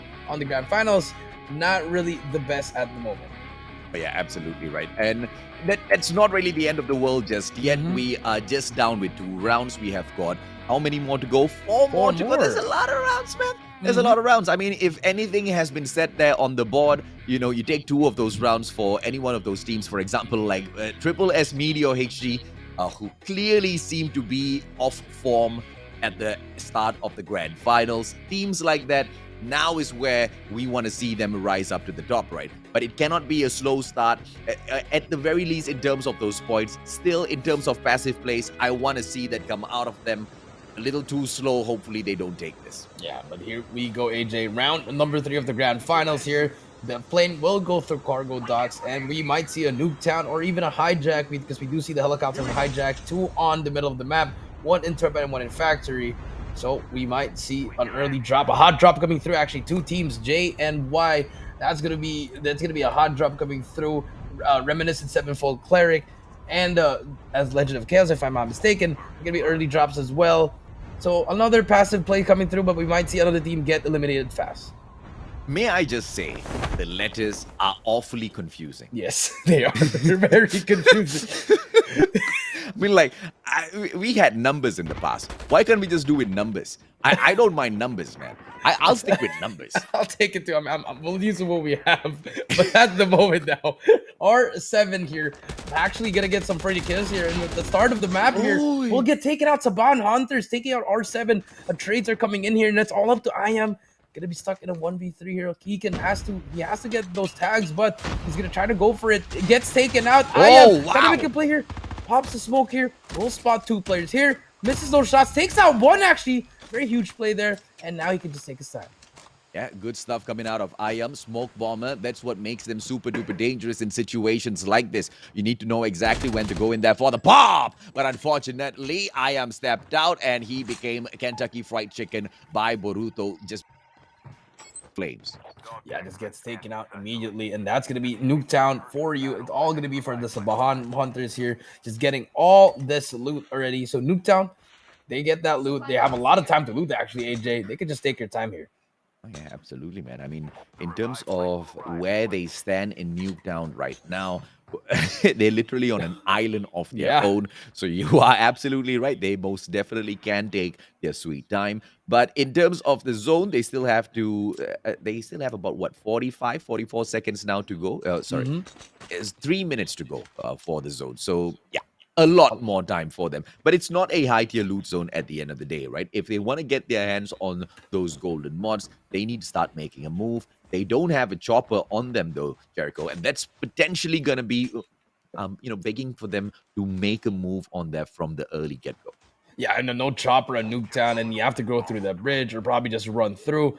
So you really have to, once you loot out, just go out already, get out there already, just move out already, because it's gonna be really hard to get away from Nuketown, especially at this moment. But we do see on the map underneath that we did see a small glimpse of that helicopter. So someone is already roaming around here. But over on the side of AVSG here, they're gonna be up against Mystic Meiosis again on the same spot. No switch of plans or whatsoever from both teams. Let's see if or not they will be able to get the best of the situation and not take each other down again early, right? And in terms of AVSG Kraken, they don't really need to worry about much. They back away. They've got a dog tag turned out in the form of Mystic Meiosis already. They are in the advantage. Hawk right in front. Sapo might get caught out. Hawk in front of him. Sapo, information is key.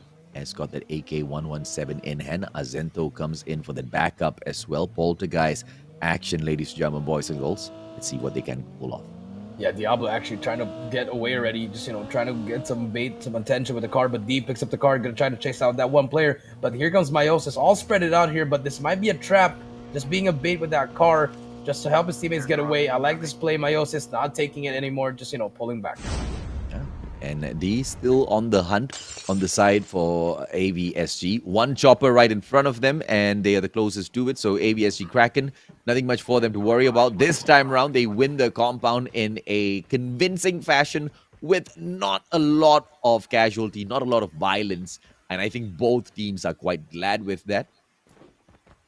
Should be glad with that. They pretty much I think they took down 1. Yeah, they took down 1, and Meiosis, they just dipped out already. So that's a pretty good, smart play from Meiosis.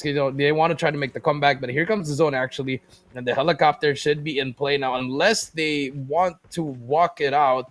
Not the best idea, but the chopper would be good for at least just a couple of more minutes. Yeah, so of course we will be checking in on some of those other teams in a bit, ladies and gentlemen, boys and girls. But of course, AVSG Kraken, they will be able to loot up to their heart's content. This whole area now belonging to them. As we check in with Go Fight Esports, they seem to be undisturbed, moving from area to area. Mobility with the sports car, something that they will definitely be making the most use of as they traverse through the outskirts of the map. Yes, that shoot that sports car, very, very good, but it gets destroyed very easily, and you got to drive carefully here. But we do see there's gonna be a helicopter above them. That's gonna be Team F. It's gonna be Sindahari, full squad, the helicopter again, and they're just doing the same strategy. And Go Fight Esports, just trying to get some loot here. Another team comes through. It's gonna be Hunt for Excitement, but here comes the put. It's gonna be a double car push. Are they gonna try to go for it? No, we'll just scout out the area, and Go Fight Esports just camping inside the building, waiting for a team to pick it up. I understand the 1, 2, and the 3 and 4 on the minimap. I absolutely get that, right? To just make it a little bit easier for us to identify which player that is. It's just, who came up with this idea? I want to meet this guy. I want to meet the guy who came up with this suggestion to make this a little bit more of a convenient factor for people to just identify as they run custom rooms and tournaments, right? Thank you, Zahira. Opportunity. Oh, Armor getting dropped from the right. Iron Boys takes it, and Renault just gives that a little bit of backup. More like you now on the ground, waiting to go in there for the pickup. Nadia, the solo player left on the side of Go Fight Esports, and it just looks like all hope is gone as the players from PG and Alpha wipe them out one after the other. Yeah, Nadia trying to make a play, and just like that, they get taken out already. And PGN are about to get third party by Kraken, and Kraken is there. D takes out 4 players immediately, but PGN still alive. 2 more players to go. I am Boyd running away already, and he's going to leave Muck here, but he has armor and shields, has that MSMC in hand, but he's going to be cornered by 2 players coming in from Kraken. Has already gotten taken out. No scan for those dog tracks going to be available. Rhoda on the other side most definitely can make his way back into the game, but the question is, how is Iron Boys going to save Muck from the situation? They most definitely can see his footstep there, unless Muck, GG, man. Muck needs to pull the poltergeist out. How is he going to run out of this situation? Here comes Azento. It's just going to be a quick bait and switch. Worst case scenario for them. I mean, look at all 4 players step into the toilet together. Just don't you guys think that's a little bit of an overkill? Might be an overkill, but I mean, maybe he had something, probably like a rocket launcher, could have just killed 4 of them. But you know, that's a good play coming in from AVSG, and now Iron Boys. He has to get those dog tags, or he just has to play on his own, because once you're alone, you pretty much have to hold on to that placement points. Yeah, let's look at the map, ladies and gentlemen, boys and girls. I think we just had a quick peek at Triple S Meteor HG picking up the green airdrop, which should put them in a situation of mechanically overcoming others in that final zone fight later on. All of those golden mods, of course, once again available. In terms of Anga from the side of PGN, right back in the game. Wow. Okay. Garina, the bug. Garina, the bug. Right back. But it's all right. Red as well as Mark. 2 more dog tags to go in here to pick up. Carl, from afar, snipes. Wow. Just a little bit too far, I believe, to make any sort of a lot of noise, even if they do get a knockdown here. Yeah, it's just very impossible. I mean, yes, you can get a snipe there, but how are you going to finish the kill here? But here comes can he try to get someone off the helicopter? Legends of Chaos, not the helicopter's going to explode. Jump out already if you are Legends of Chaos. But I like this HGSSS. Look how slow they are, AJ, but they also have that helicopter for the help. They have eyes on the airdrop. We'll try to spot some enemies here, but HGSSS still very, very passive here, and I like it. You know, they had they had 2 bad games, but now they're trying to make a comeback on this 3rd game. And they're trying to get the tank too. And once they get their hands on the tank, we will be able to see a lot of kills potentially drop on their side. And it's not easy. Playing the tank is definitely not easy. If you guys check out my stream from yesterday, you will understand that I have given up on tanks officially. No way in hell am I ever going to sit down in a tank anymore. I don't know how you guys control it, but, you know, if they are able to step out there, ladies and gentlemen, boys and girls, it's going to be a GG. BY7 off screen, Arico, they're just making quick work of the team right in front of them. PGN, on the other hand, will be successful. Redo as well as Muck on the way back in on the revive flight there. Yeah, very good play. They got the tags here, but as you can see, PGN S4 here is getting chased by actually a player. They're just trying to drive around here. But this car's actually about to explode, so not the best option. He has to jump off, maybe go back to his teammate, but he's still going to be forcing this car. Let's see exactly who is that. Is that a Kraken chasing them? And there's another vehicle coming from the back as well, ladies and gentlemen, boys. It's Miotis! And a quick collision there, and it's a 3-way battle with the vehicles. Anga is on fire, literally, with the vehicle, and needs to jump out. And, well, should we jump right back into the safe arms of the rest of the team members, but it just does not seem to be the play. Anga just still driving around in that vehicle that's on fire. Yeah, just, try to do something. Maybe he's going to use it as a car bomb or something, but he's getting chased by a lot of teams. One more shot, that should be it. And there we go, jumps out, and did not go well for him, unfortunately. But there's gonna be another team in front of them. AVSG here just doing a lot of things here. Kraken, there's gonna be one more team around the Malaysian Marine Corps coming in here, but BY7 as well coming through as well. But here we go. Can we see the third party coming through? Malaysian Marine Corps shooting them down already, but that's gonna be information for the Kraken boys to just get out of there, get out of the circle, get in, and then reset. I mean, the best play for Anga at that point of time would have been to just drive back to the rest of the teammates, and then worst case scenario, they get to back you up, right? But I guess, it is what it is, as you always say, Jericho. They don't get... I think Myotis in front of them with the vehicle. They go in there for the chase, and AVSG, it looks like the Krakens really want to hit it, but all they do hit is a boulder in that way. Unfortunately, they got the car that explode, and now Mystic Myotis gets away with it, but AVSG still fully kitted out, has a lot of guns here as well with armor. This is going to be a very good, their setup for endgame is actually really, really good here, but it's going to be a team on their left. It's going to be Sabahan Hunters as well. Let's see what's going to happen here. Can they make the play? No enemies in sight, and AVSG, they're just chilling now. AVSG, they are a little too aggressive for my liking, though.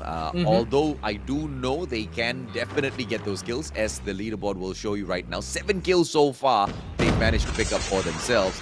But you can't take those risky moves, man. You never know who you are going to catch. If you catch, for example, someone like Cinta Hati, it's going to be a GG. GG indeed, but now we're going to have a rematch on that last circle. AJ, it's going to be 17 reinforced and Cinta Hati on the estate side. They're going to be able to try to get some kills there, but we'll get that information. Cinta Hati still with 0 kills, AJ. Just, slowing it down now. They're just, they know they have that lead, AJ, so they just have to try to get some kills here and then get that first place. That's all they pretty much have to do here in order to win. There's going to be a team in front of them. Aventus Sovereign Shogun as well in the raid side. Let's see how Cinta Hati can do this. Yeah, I mean, the worst that they can do right now is get involved in an early fight, get taken down, not even get any placement points for themselves, right?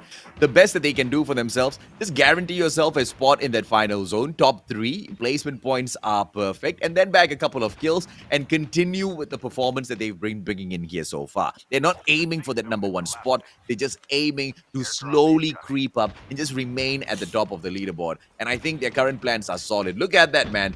A double loadout setup coming through from all of these players, but they've been focusing very clearly on those pink airdrops, not really going in for those green ones, and that's not something they are going to be very happy with. Ooh, smart plays coming through from Espada, knocks Nadic down onto the ground. The P52 to pick their team member up is not going to be that too difficult. Yeah, but this is going to be the one that they need. Cinta Hati going to get that third party in, but P52 takes out 2 players, but here comes Cinta Hati, going to get the trade coming in. We'll try to find 2 teams here, and Cinta Hati, just all they have to do is pretty much wait here, but P52 getting all those kills, but here comes 7, gets 1. That's 2 kills for Cinta Hati. There's going to be another team. P52 is still inside raid. Let's see if they can try to get some kills. Yeah, he's just going to be gaped from the back. Espada needs to find a kinetic armor overcharger, something that seems to be a little mythical in this particular map at the moment. Not many of those players really pumping it through. Lupin back in that revive flight. 20 more seconds, they will have to stay alive, but right behind them, here comes that attack from the Ivan and the players from Triple S Video HG. They back away as fast as they can. Carl gets knocked down onto the ground, killed in action. Jin as well as Man, they need to find a way to survive somehow. Yeah, they have to find a way to survive. Indeed, AJ here. SS Man with the truck here, very, very important here. He can just swoop up his teammates and get away already, but he decides to go down, and they are in a very, very tough situation. AJ just being trapped by all these teams. Myotis right behind them as well. They have to do something here. Try to maybe get away, use that truck to their advantage, but they want to take the fight. HG Triple S now on top of the hill with Carl out of the equation.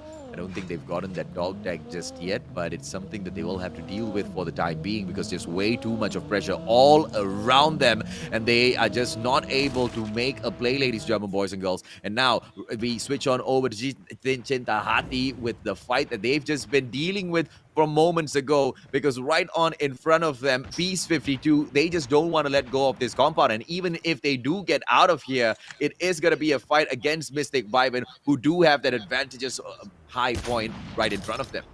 Yeah, they have to make their smart choices here. If you're Sintahari, you have to pick someone from Mystic Wyvern, but at the same time, you have to take care of P52 because they're just right there on that basketball court, agent, like right below Raid. So it's gonna be very very hard for them. They have to choose it properly.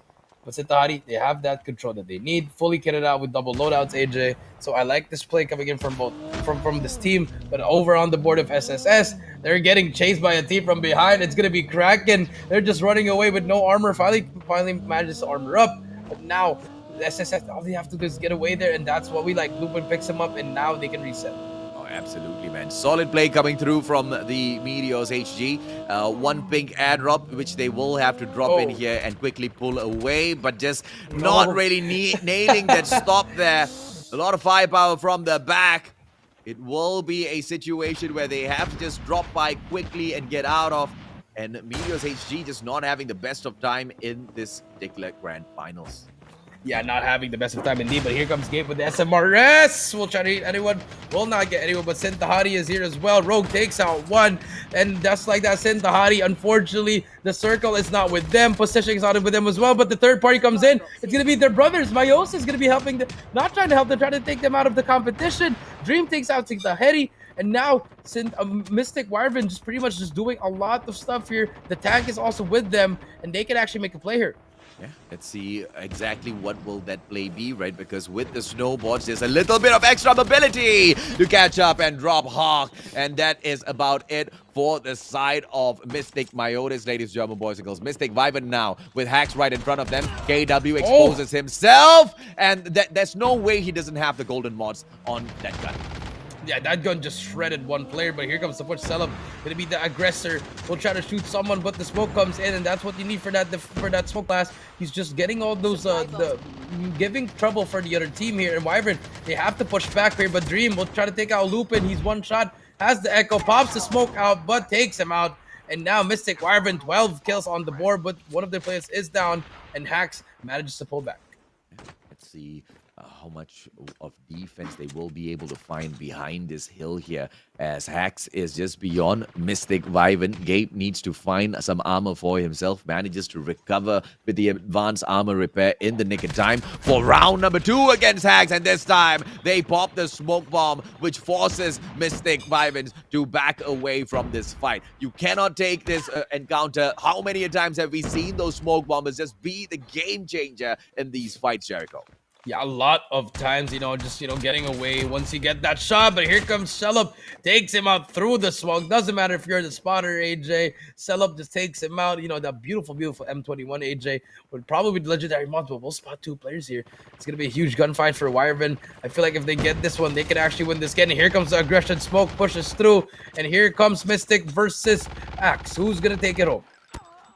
Gabe from the back, AVSG on the ground, worming around, and they will not be able to get away. Janik is going to get deleted in a moment as well. Chaluk needs to play his armors, but just has not enough time in front of him at all. Wow. Sprays down his opponent, helps Dream out with the Echo. Say as well as KW eliminated from this equation, and Hacks no longer can make a play. But Janik, how is he still alive? I thought he got caught out moments ago. Yeah, same, but he was behind it, but takes out one actually. Janik manages to take down one, but he will not survive. And Sintahari, they're gonna be second place again, but 7 can't do anything anymore here. Just has to kill himself. It's very smart play again. Prevents Mystic Wyvern from that kill, but it doesn't matter. Mystic Wyvern, they took so much kills already, but they're trying to take him down. Selup trying to do something, will not hit the shot, but wow, if Selup hits that could have been a crazy game. But Mystic Wyvern taking game number 3. Mystic Wyvern taking game number 3, but consistency by Sintahari. And even at that very final moment, once again, not giving away those precious kill points, because each and every single point matters as they continue to play a passive approach towards this competition. If you ask me, the best approach a team can take at this particular position, right? And it's not something that is easy. Passive plays are not chickening out, right? It's thinking that you want to play passive and get into the final zone and bag kills is one thing. Executing it is a whole other. And Sintahari have been so consistent in pulling that off, Jericho. Yeah, they've been really, really consistent. Even if there's only one player left, all you have to do is just play smart. They're just been playing so smart. 3 straight rounds, they managed to get that second place, but this time I feel like their kills not really the best. They got 5, so that's Yeah. gonna be 18 points for them. But for the side of Mystic, just a lot of points. 19 kills there plus 15. So they're gonna be right back on that second place, or they're not gonna make it to the first for sure yet. But they just turned it up immediately. AJ, they even had to take out Mystic Myotas, their teams as well. But HDSSS finally making some plays here as well. But same story for the other teams, just like P52 and also BY7 was really struggling, even if they had such a great semifinals.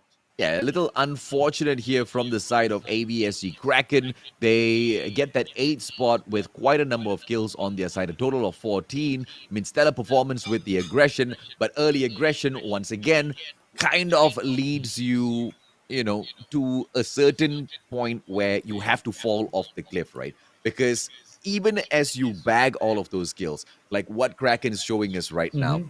is it going to be enough to climb up to the top? Without the buffer from those placement points, it's going to be quite tough. Look at Chintahati. They're not really playing those skill points. Instead, they play the more guaranteed version of placements. And I really like this approach coming through from them. I mean, I really like it. They were like, okay, let's play very aggressive in the first 2 games, and then from there, placement, we can win the tournament. But they have to, they still have to put that aggression on, because you'll never know. Just like in Mystic Wyvern, we did see them drop 26 in the semifinals. AJ, we might just see them drop 30 in here or something. So you'll never know what's gonna happen here. But here we go, some highlights. Go Fight Esports trying to make a play here, but PGN, just takes them out. Very unfortunate plays coming through from all these players. Yeah, so this time round, I like the pace coming through from the teams, right? It's a little bit more slower. Those engagements are a little bit more calculated as well. It's just that Go Fight Esports, they got caught out a little bit early, and then ABSG came in. They were dealing a couple of damage as well. PGN, they just were so difficult to take out of the equation. And at the end of the day, they were just the losing ones out of this. ABSG, the biggest winners out of all of these encounters. But overall, that's exactly how a battle royale works, right? Which is why you really want to focus on picking your drop zones very, very well from the get-go, and not really revealing your plans to the opponents. Some of these places, hot spots, and some of these places, absolutely none of those teams want to be going into, and that's exactly where you have to place your bet on, Jericho. Yeah, you really have to do that. Pick the right spot. Not even that, just rotating right. Not just like, okay, let's just rotate to somewhere. You have to rotate properly, and that's what Mystic Wyvern did. They want to take over that hill, kill everyone around them, even though it's a very open area. But they know that they are just more superior in the gunfights. Yeah, absolutely, man. And of course, as Mystic, they dropped in here to the final spot. AVSG in the form of Janik. Just stellar plays coming out from him, pulling out the defender at the very final moment. But, the numbers always catch up in situations like this. And it was a fight once again against Chintahati. And Seven very smartly backs away, uses the terrain to his advantage so that he doesn't get caught out, and he does not give away that final kill point. The standings will be revealed to you guys later on, ladies and gentlemen, boys and girls. Overall, there's just one thing that I'm concerned about. How much did Chintahati manage to do? How much further did they manage to run away from all of these other teams? Because it was either Chintahati or 17 Reinforced. Yes, Mystic Wyvern and all, they were quite equaled up there, like you said, all the way down to the 7th spot. But, anything can happen in here. And I'm still waiting to see what will be that mistake that Chintahati makes that these other teams capitalize on, Jericho. I mean, they just have to capitalize. They've seen them play for the first 3 games already. They see how aggressive they are and how passive they are. So, probably just, you could just copy how they play, actually. You could just pretty much imitate what they do. And they have 3 more rounds to prove that. So, guys, after this quick short break, we're going to go to game number 4.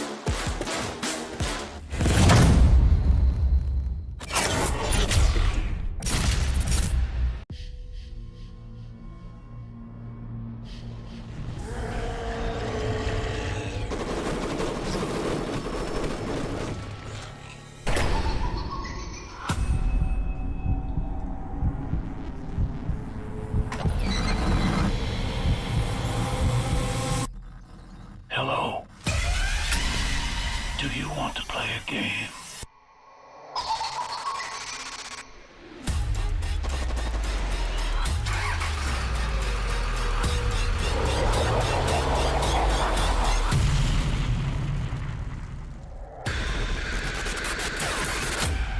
Live or die.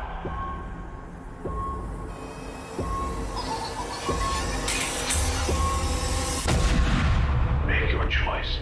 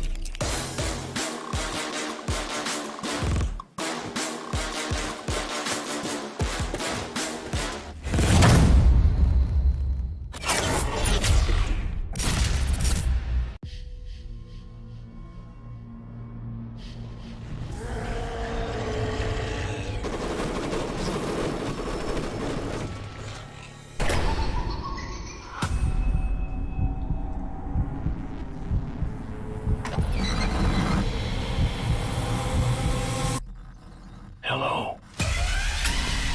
Do you want to play a game?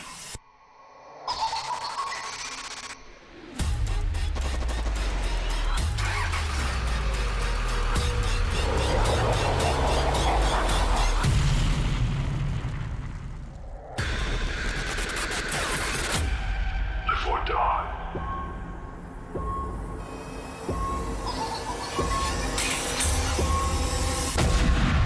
Make your choice.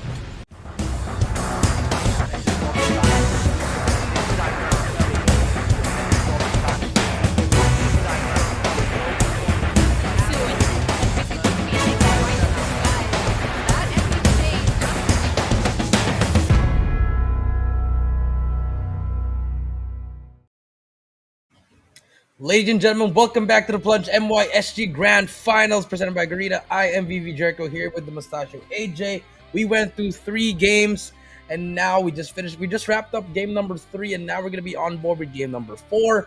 A change of pace on every single round, AJ. And this time, round number 4, this is where things get a little bit hotter now because we're starting to see who's going to be that top 10, who's going to be that number 1. So we might expect a lot of things happening here. With that being said, these are the standings that happen in round number 3, AJ. Yep, absolutely. Mystic Vibin picking up the number 1 spot. And of course, managing to maintain that number 1 spot as well because of the monstrous amount of kills that they've managed to bag, right? 19 with a total of 34 points now. They try their best to catch up to Cinta Hati. From earlier on, Mystic Vibin, they were at about 29 points. So, this seems to be enough, but is it going to be enough to overtake Cinta Hati, right? Because they've managed to grab 18 points out of this game as well. Venezuela and Kraken, they will be able to get the number 2 spot with an 18 points. And Zaba Hunters with the 4th spot here with the 17 points as they equalize with MYSG Prodigy to grab that 5th spot, Jericho. Yeah, 5th spot indeed, AJ. And then for the 6th spot, Hunt for Excitement with 14 and 17 4th with 13 as well. But look at that, SS Meteor HG finally slowly climbing up. They've placed around the top 15 in last round, but now in round number 3, they're finally getting some points here, but they still need to do a lot to fear. But the surprising ones, AJ, P52 again, BY7, PGN, and the 2 BY7s and PGN was not really doing a lot of damage in this round number 3. Oh yeah. In terms of the damage, it's all right because they know that they've got 3 games here to turn things around, right? But let's take a look at the overall standings and see how much of work do these teams need to put into the competition, ladies and gentlemen, boys and girls, because of course Cinta Hati, they maintain their stand at the top with 70 points, but of course they're not in a situation now where they can take their chances out there on the battlefield because of what Mystic Vibin now threatens them, right? With 63 points hot on their tail. 17 Reinforced quite a way back with the 42 points as they equalize with MYSG Prodigy. BY7 Brand, they drop a little bit. Supreme as well as Blitzkrieg just behind each other. 31-27 here, followed by MYSG Kraken with the 26 points and Saban Hunters with the 26 points, equalized with Hacks as well in the 9th spot. And wrapping up the top 10 would be MYSG Shogun with the 24 points, Jericho. Yeah, no, all these teams are very close, especially 6 through 18. Actually, just all close. They can just still switch up the leaderboards here, AJ. But if you're Cinta Hati, now you can't be passive again. Now you got to do what you did in game 1 and 2 again. You got to get a lot of kills. You can't get single-digit kills. You have to get at least top 3 and at least get maybe like 12 or 13. Because Mystic Vibin, they're gonna be hot off that win. The momentum's gonna be on their side, so it's gonna be very important for Cinta Hati to keep that lead, or unless Mystic Vibin pulls off another 26 kill around AJ and they can just overtake the game. And the fact of the matter is they are capable of doing that, right? But they're not really hitting the right stride just yet. Mystic Vibin, we know exactly what the setup they are looking for. They want to go in and they want to hit those airdrops. They want to get all of those golden mods on their side. The double loadout coming through from the gunsmith most definitely will be useful as well. But as I say that, it's the dream of each and every single one of these teams out here. They want to get the best weapons to get into that final battle out there on the battlefield. But getting to these weapons, getting to those hot spots will force you into some uncomfortable positions where you are going to be backstabbed. There's potentially going to be third party, fourth parties out there who are going in there for the airdrops as well. So high risk, high reward. The question is who's going to be able to go in for these? It's not just one airdrop available in the game. So that's exactly where RNG steps in as well, right, Jericho? Yeah. How many people decide to go in for the same one at the same time? I mean, that's unfortunate. We did see that a while ago with one team. I think it was Meteor HG. They went in. They just got out. There was an airdrop, and there's some times there that you don't have to go for it because once you go for it, there's like 6 or 7 teams that are fighting for that, or not even trying to go for it, just getting those kills. Getting like 1 or 2. So a little bit of lady luck there for some teams there who's gonna get the airdrop. So they need to learn to control, like, okay, if they see an airdrop, let's just scan the area first. Let's just not go for it immediately. Yeah. and they need to figure out exactly what they're doing wrong with those classes, right? Because a lot of these teams, they're quite set in their ways. They're quite set in their ways in terms of there's just a certain class that they come in here and they use, and that's that combo that they want to bring into each and every single one of those matchups, which I to a certain degree understand why, because in Call of Duty Mobile, it's not super easy to master each and every single one of those classes out there, but you need to have a backup class, right? You need to change things up a little bit just to see how you can manage some of these situations outside on the battlefield. And a perfect example to take for this would be the fight that we continuously see between MYSG as AVSG Kraken, right?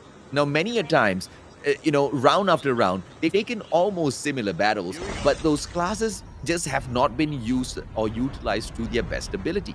Yeah, it's never been. It's always been just the early gunfights. They're just fighting each other, then they use it at the wrong time. But with that being said, AJ, they're going to be on the same spawn in factory, AJ, again.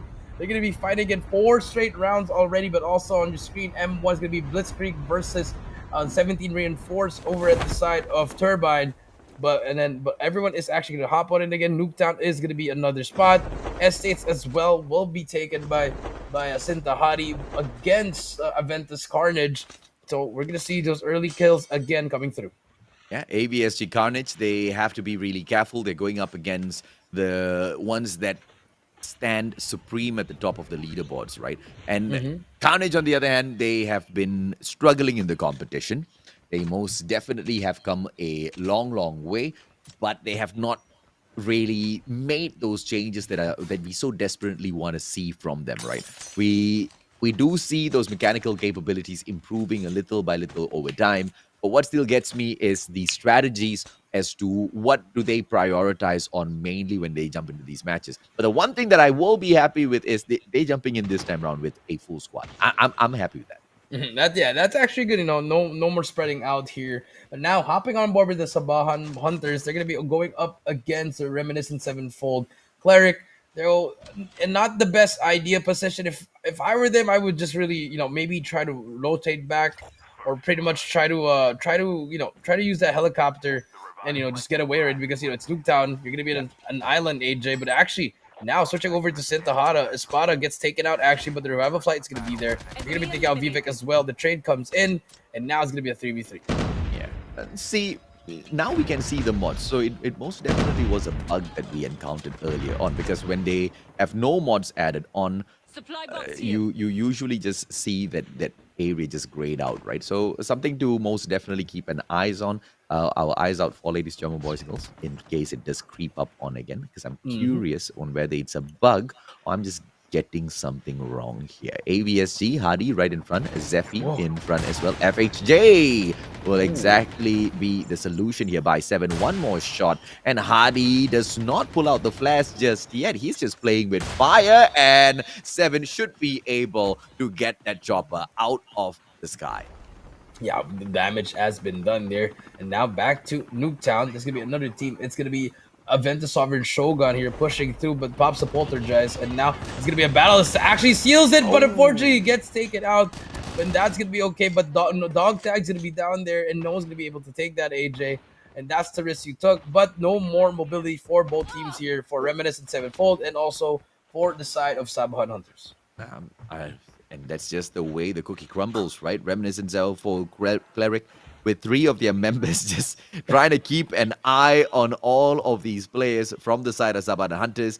And they take the better advantage, right? They take hold of the rooftops, and they are just trying to get this bird's eye view and the information to relay back to all of their players. A 4 versus 4 situations, and the spotter finally calls through the cluster strike on Iam as well as Soy Boy, but both of them, they back away all too easily, and this fight will continue.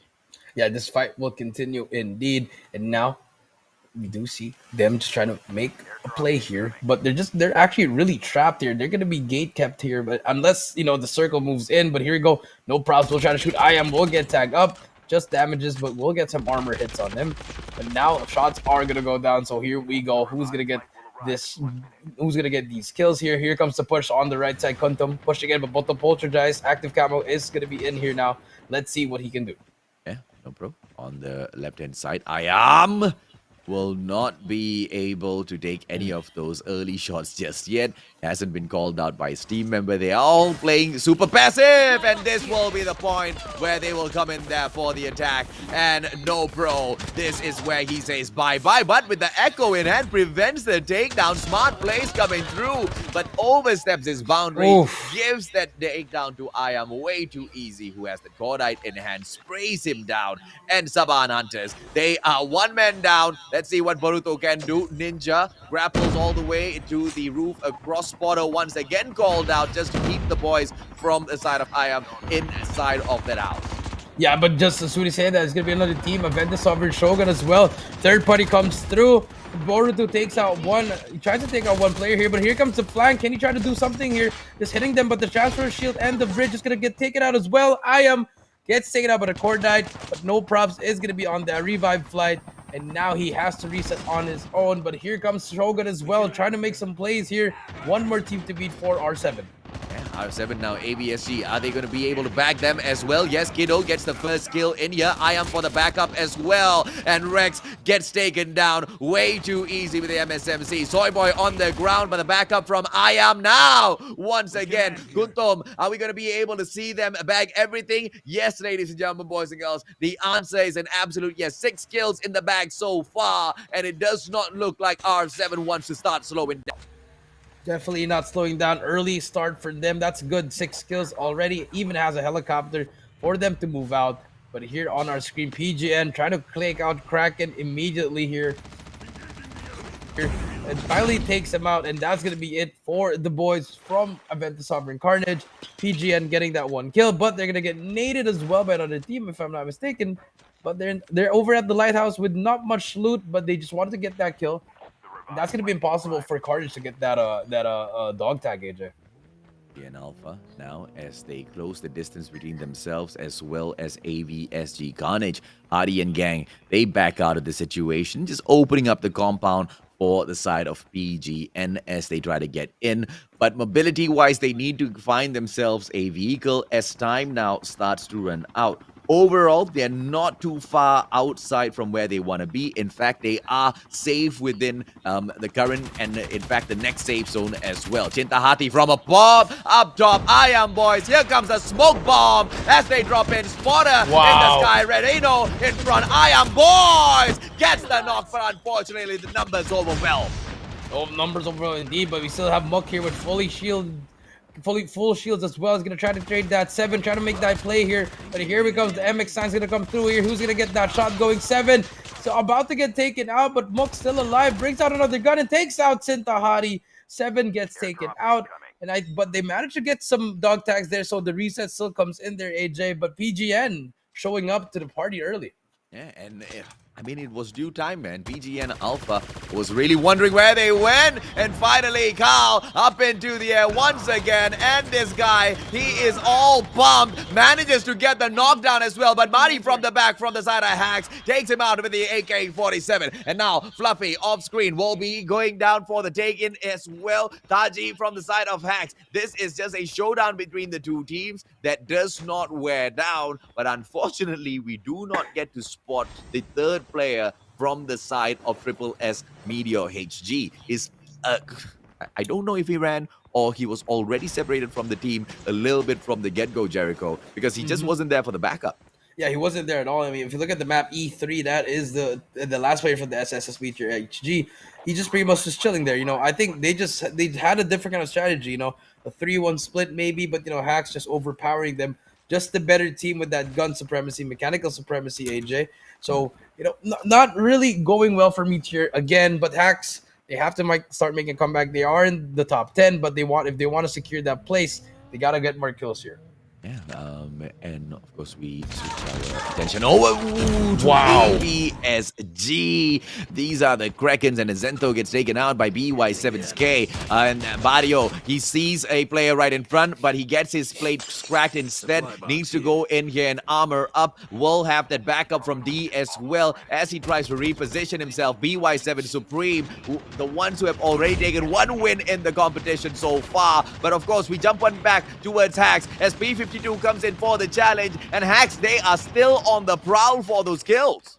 Yeah, they're still gonna be on that kill hunt, AJ. But here comes Mystic, Wyvern, AJ. These guys know how to do it. But Taji putting some shots down, and Smoke is in. Cluster Strike comes in as well, and Say they have the pressure going. And I like this coming from Hacks, even though they are outnumbered. They're just putting so much pressure against Mystic Wyvern.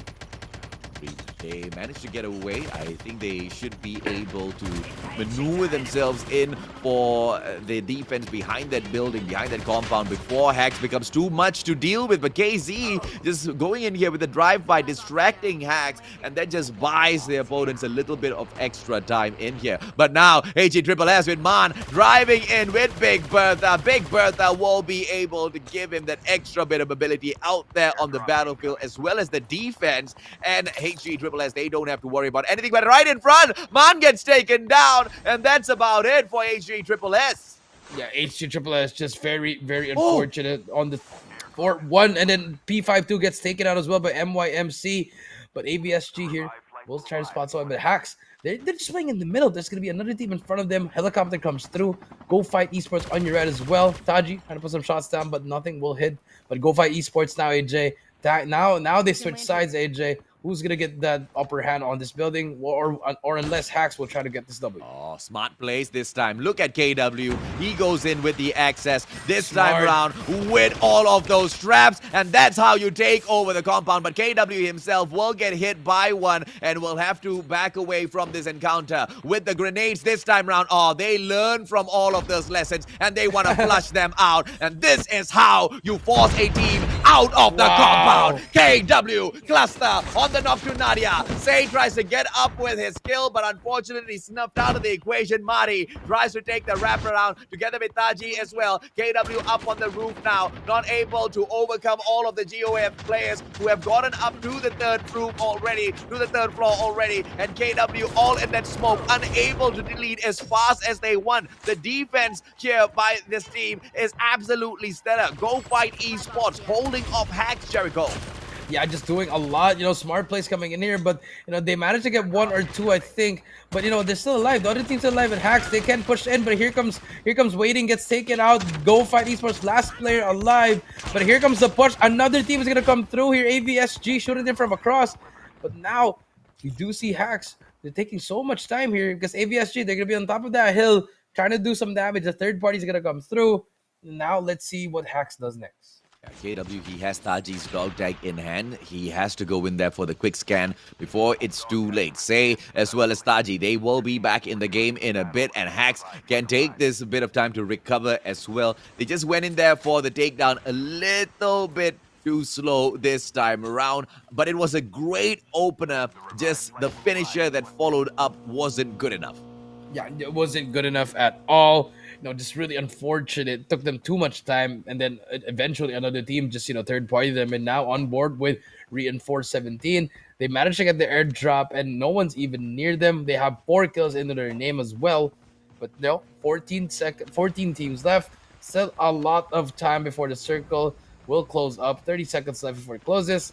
And now let's see what happens here. They're gonna get shot down by Mystic Wyvern here, and here we go. MYMC going up against Mystic Wyvern. They're trying to do something here, but they might get pinched by both teams. Another team's coming through with the car, but it doesn't matter. They're gonna try to get that push, but Rogue is there with the Echo, trying to make a play here. Just trying to do it on his own, but here comes his teammates. Knocks down one. Trade's coming through, but does go down as well. And Mystic Wyvern just getting those kills.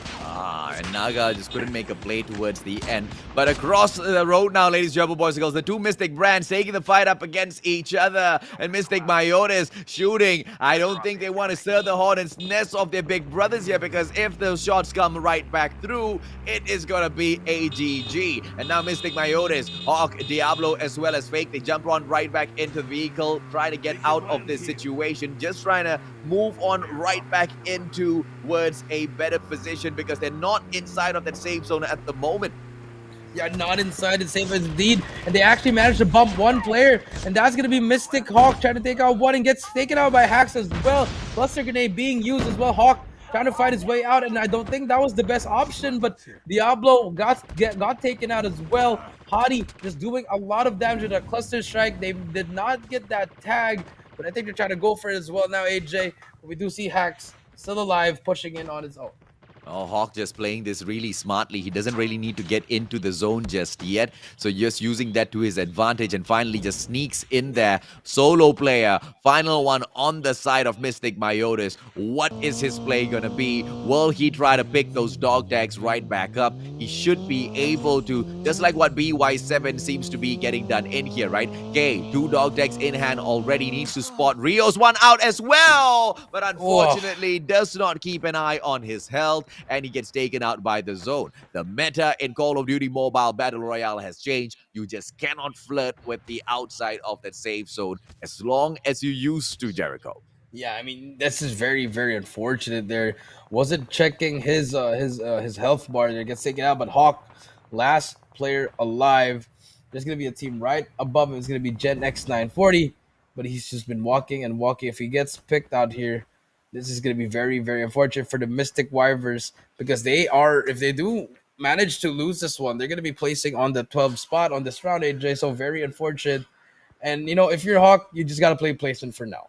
Yeah, and it's just, unfortunate what just happened, but with him getting away with his life, you are right, Jericho. Playing for placements is the best that he can wish for, and as a solo player, it should be to a certain degree a little easier to sneak in undetected, but it's all going to depend on the chaos that breaks out there on the battlefield as well, right? Only time will tell as Chilo takes down 17 Forces Ryu from across the field. We will have our eyes on GX940 as Generation X. They do have a player from Legends of Chaos right there above them, Kimiya J.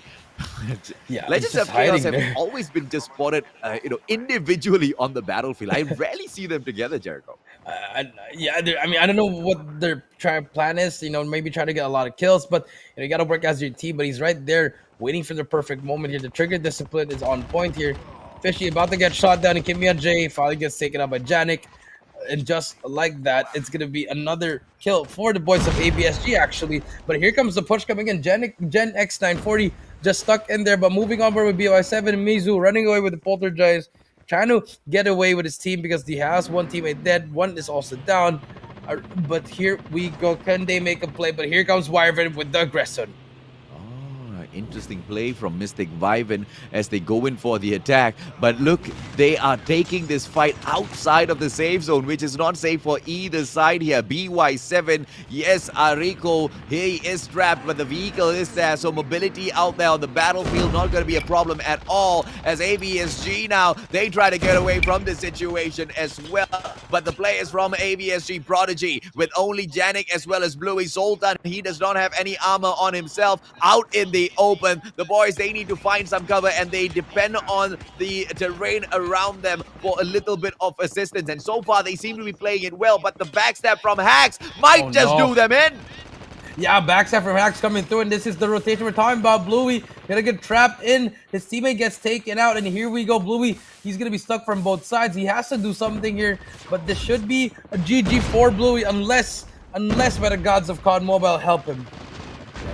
Trying to take the backstab, but Hacks just spreading out thin. Hawk right in front of him as well. Just perhaps the kind of distraction that Janik will need just to survive a little bit longer. But, although he tries to just crouch behind this boulder here, he's still getting caught out by the safe zone and he loses his life. It ticks down little by little, repositions himself, and Janik will be able to buy a little bit more time for himself. Mizu, on the other hand, from the side of BY7. Blitzkrieg, ladies and gentlemen, boys and girls, a final player left in here. And with the quad bike, he's just trying to buy himself a little bit more time. He will be able to do that, but until that quad explodes, and then he's going to be stranded outside. So looking for the perfect defensive position is what he needs to be out for now. Yeah, that's true, but look at Janik, AJ. But here comes the push, gonna try to get the quad feed, gets one down, but manages not to get anyone. And you were right, AJ. 1v4 on Blackout, it's not gonna work. Just too much armor, and that wasn't the perfect spot if you were that player, AJ. Yeah. Now it's gonna come down to 6 players. Hacks on top right now with 15 kills, and they have that advantage, but the circle's about to move in.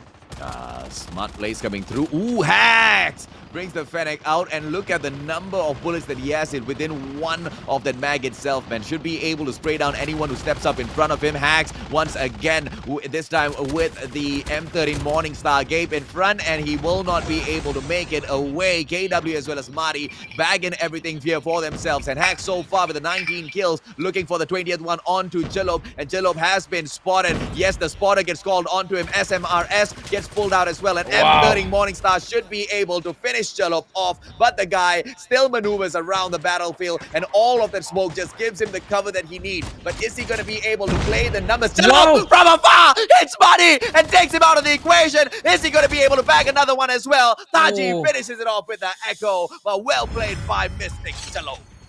Yeah, I mean, very unfortunate, but Hacks finally getting that dub, AJ. And I thought we were going to see a crazy 1v3 in the end, AJ. We've seen Chillop hitting some crazy snipes through the smoke, AJ. But unfortunately, numbers advantage, and Hacks, they pretty much had that whole game. Once they took out the last player behind the boulder, all they had to do was pretty much just wait, and that's what they did.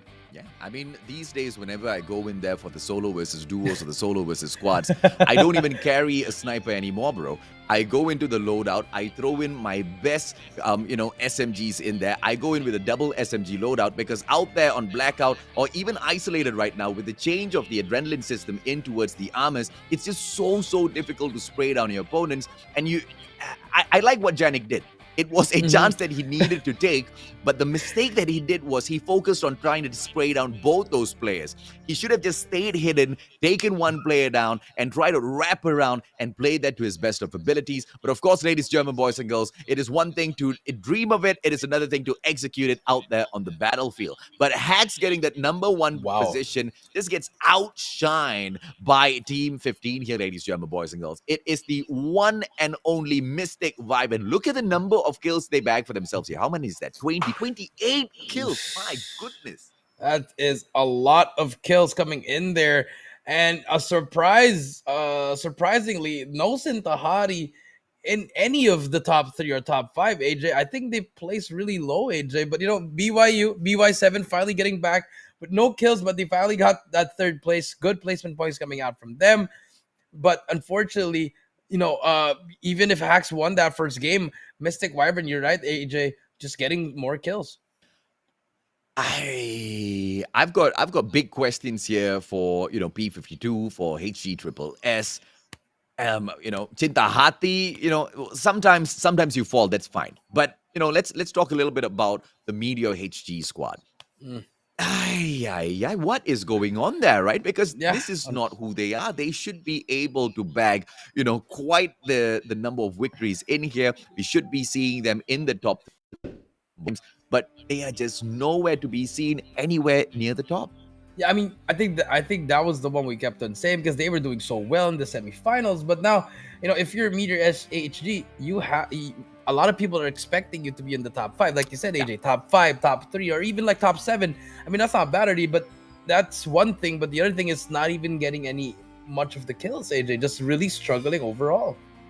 And it is what it is, ladies, German boys and girls. But of course, before we want to jump on over and give you guys another quiz, we've got the highlights in here as well. Let's take a quick look and see exactly what broke down in this particular game, right? Because from the get-go, it was the Saban Hunters taking the fight up against R7, and the Saban Hunters, they could not bag it at the end of the night. It was just very unfortunate for them. They managed, they got the early drop there, but R7 just a little bit better, and then another team came in. Carnage, I believe, was the one who third-partied them, and then R7 just really struggled as well. And that is even if they actually third-party, R7 managed to win it. Actually, I am just making huge plays with the MSMC.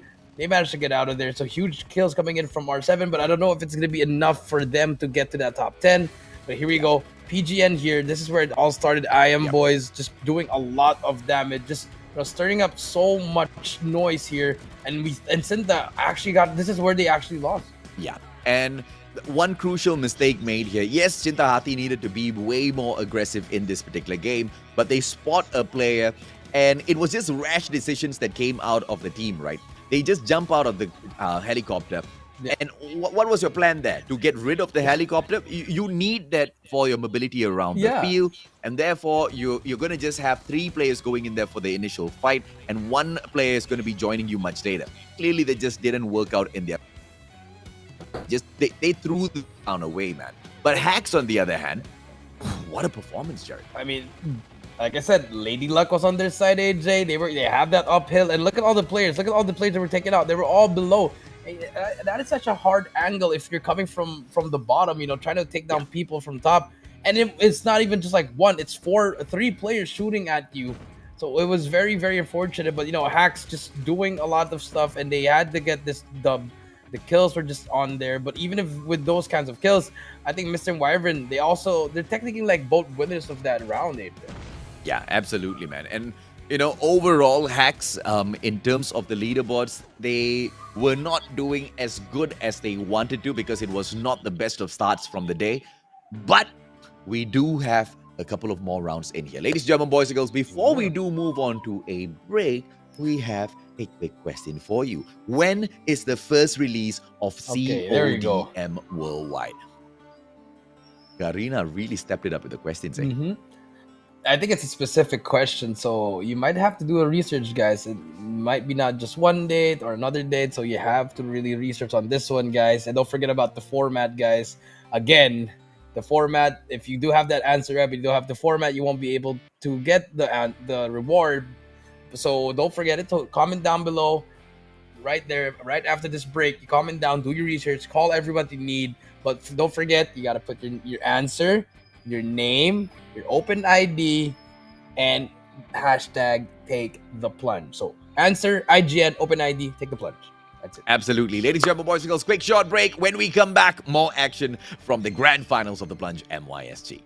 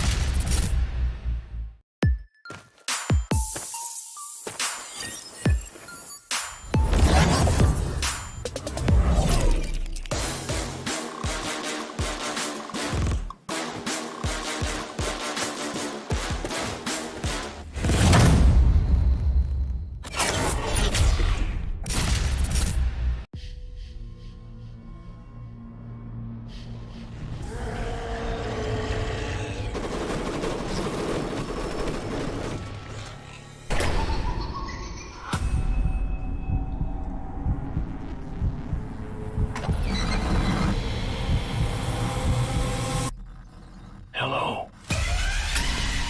Do you want to play a game?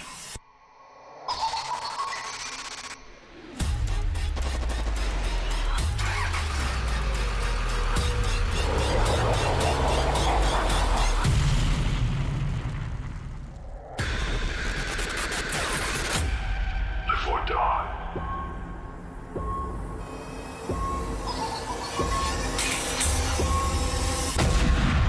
Make your choice.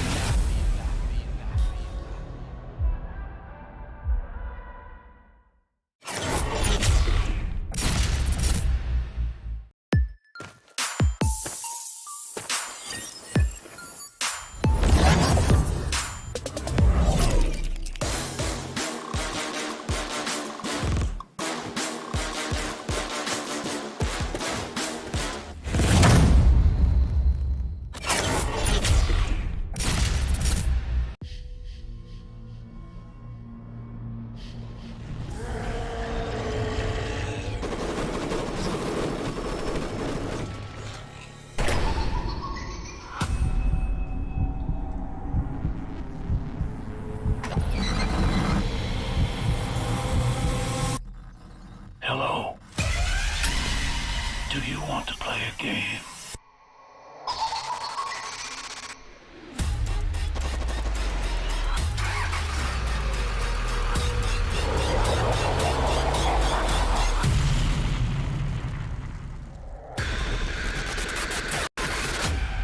Before dawn.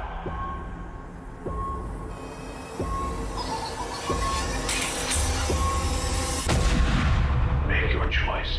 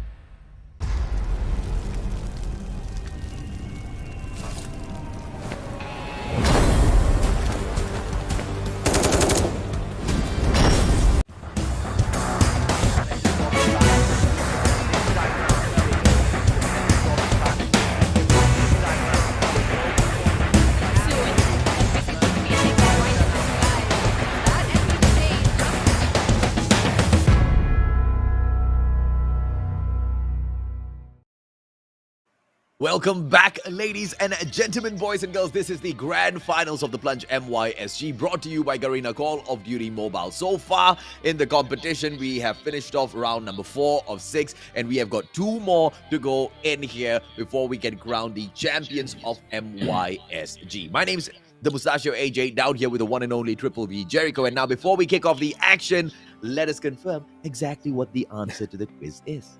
So when is the first release of Call of Duty Mobile worldwide? And the answer is, production, kindly send it, October 1st, 2019, guys. And so, yeah, go ahead.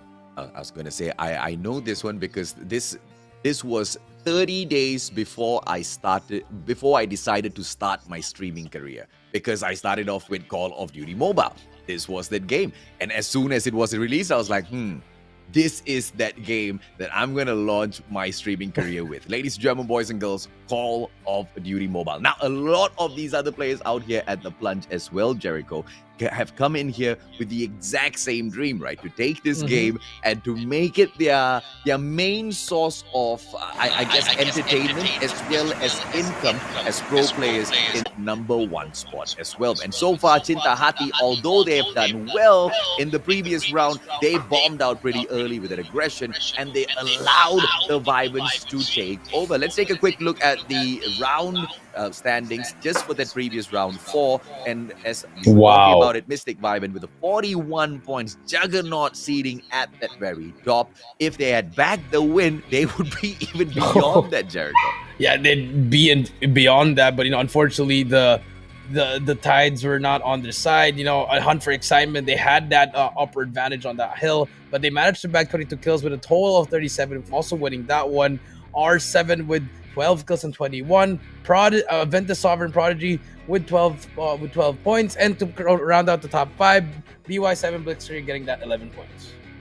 17 reinforced there. They got the 6th position with the 10 points. The biggest question here is, was it enough to sneak them in or to help them stay in the top 5? We will see shortly, ladies and gentlemen, boys and girls, as the overall standings will be shown to you guys. But Peace 52, man. Triple S, Meteor HG. What happened here? I have no idea what's happening with those teams, especially Peace 52. and also Meteor, also even Go Fight Esports. Just known those same teams that we've been seeing playing well in their semis, just are not having it in this grand finals, AJ. And, and to me, that's absolutely unacceptable, right? Mhm. Especially from Triple S Meteor HG. We are talking about a team, overall that got that second place in the previous MYSG Plunge. And now this time around, they are sitting down in that 17th position after 4 games. Absolutely unacceptable. But of course, with the tremendous performance out of the Vivens in that previous round, they've managed to launch themselves up into the #1 spot and almost running away with the points up there. 28 points in terms of elite they have over Chitahati, who dropped to that second spot, and Hacks, they are in the third position, which they will be more than happy with at the moment with all of their consistent performance. ABSG Prodigy with the 54 points in the fourth spot, and 17 Reinforced, there you go, just helping themselves maintain the top 5. But of course, they want to climb up even further. They're not too far away from Hacks, but to catch up to Chintahati, they really need to put in the effort now. Yeah, they have to put more than just the effort. They just have to play probably perfect. They got to play like how Mystic Wyvern's playing. Just kill, and in the end slow it down and get the placement points. But their lead's pretty high now. In Chintahati, they have to make the comeback now if they want to get that top spot again. And then all the other teams, Saban Hunters and PGN Alpha, they can still try to manage to get the top 10 or even get to the top 8. But they have to be aggressive, like I said, really, really aggressive. They can't wait anymore, AJ. They have to hunt for those kills. Oh yeah, man. And I want to know what's going on with Meteor HG. That's the only question in my mind, because although, yes, for Go Fight Esports, Peace 52, this is the first time for Peace 52 to jump on into the Plunge and whatsoever to come in here and compete, but not for the Meteor HG squad, right? They've been around for quite a while now. They've got the experience, and to really not hit their full stride in here today is nothing short of, just sad. For them to find their path in the final 2 rounds, I don't know how much is that going to send their way as well, because obviously to climb from that 17th spot all the way to that #1 spot is pretty much impossible. It's pretty impossible, AJ. I agree with you. It's just going to be really, really tough. Well, let's see what happens. Round 5, it's just the beginning. Let's see who can, try to do what Mystic Wyvern's doing, just getting a lot of kills immediately. And we look at the same spot, nuked down again, going to be dropped by Saban Hunters and by our reminiscent Sevenfold Cleric. So just a lot of things here. But now look at HGSSS again, just alone. They're not even together, AJ. They're not together. They drop between Array as well as the fracking tower, spreading out all over the map. And although it brought them a lot of advantages within semifinals, in the grand finals, I think it's kind of playing against them, because some of the teams, they already know their drop spots. And above and beyond that, when they get caught out early, it's just a GG. And now Hawk overwhelmed by the 2-1 situation. Good plays coming through from Barrio as well as his partner there. Just going in for that perfect pinch. Diablo's going to just be run over, and Spectre, the final player on the side for Mystic. Let's see if or not he can come and bag this. Yeah, I think he has to get those dog tags. Mystic Myotis trying to run away now. Spectre, one of his teammates actually to come back, or Uzi, with that revival flight in about a minute or 2 should be able to do it. But if you look at the screen, they're actually chasing. Kraken's actually chasing Spectre. They want to take him out of the competition immediately. So very smart play coming in here, but it might take so much time from the Kraken. So they could also just rotate and just find more enemies. I'm disappointed, man. I am genuinely disappointed with exactly what this team is showing us, because, this is what, round number 5 that they are going head to head against each other in the exact same compound. And if you are AVSG, I understand why you want to do that, because you are winning these fights. But if you are not winning these fights, I'm talking about Mystic here in this situation. I don't see why you want to continuously jump in there for those ego battles. And this was something that we were talking about, Jericho. Ego's not really going to help you get up to that #1 spot. Although these boys, they have a lot of promise and the mechanical capabilities, they need to drop that, man. Yeah, they really have to drop that kind of that kind of strategy here. But now on board with P5-2, we have KZ here on your screen. We'll be facing against the first team right now at the leaderboard. It's going to be Mystic Wyvern, but they do have that advantage, AJ. They have that. They are on that fifth floor. They are doing a lot of stuff here. So they just have to wait. Mystic Wyvern, they just have to try to pull back here, but set up will get spotted there. Shots are going to go down, and they're going to go for this P5-2. Okay, they want to be aggressive, and here we go. Let's see exactly what Najib can do. Does not spot any players in front of him at all. They go in there for the flight down, but Mystic just mythically just disappears from in front of them, right? And P52, they are just confused as to where these players are. Mystic Wyvern, this is why they have been so dominant in the competition, because of their movements out there on the battlefield. Just gets them from point A to point B in such a quick motion that you just cannot catch up with them. And at the same time, the way they're calling each other's plays are just really, really good here. But now, as we move over here to Q1, it's going to be Kraken going up against Legends of Chaos. Mercedes trying to do something here. Has to get in the corner. Barrio will take him out. The nade's going to come through as well, but he's going to survive the nade. But actually gets cluster grenade. Unfortunately, goes down with him. But now you do see Mystic Uzi trying to save his teammate as well. But here comes Zor with the cluster strike. We're trying to save it.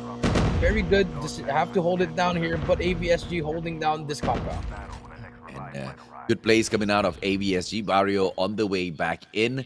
And I like seeing Mystic Myotis back at least one player from Mystic Myotis back in a way from that, ladies and gentlemen, boys and girls. But we catch up over with the other Mystic team. They, on the other hand, have lost the high ground over to P52. Great repositioning coming through from P52 just to take the advantage right back in this matchup.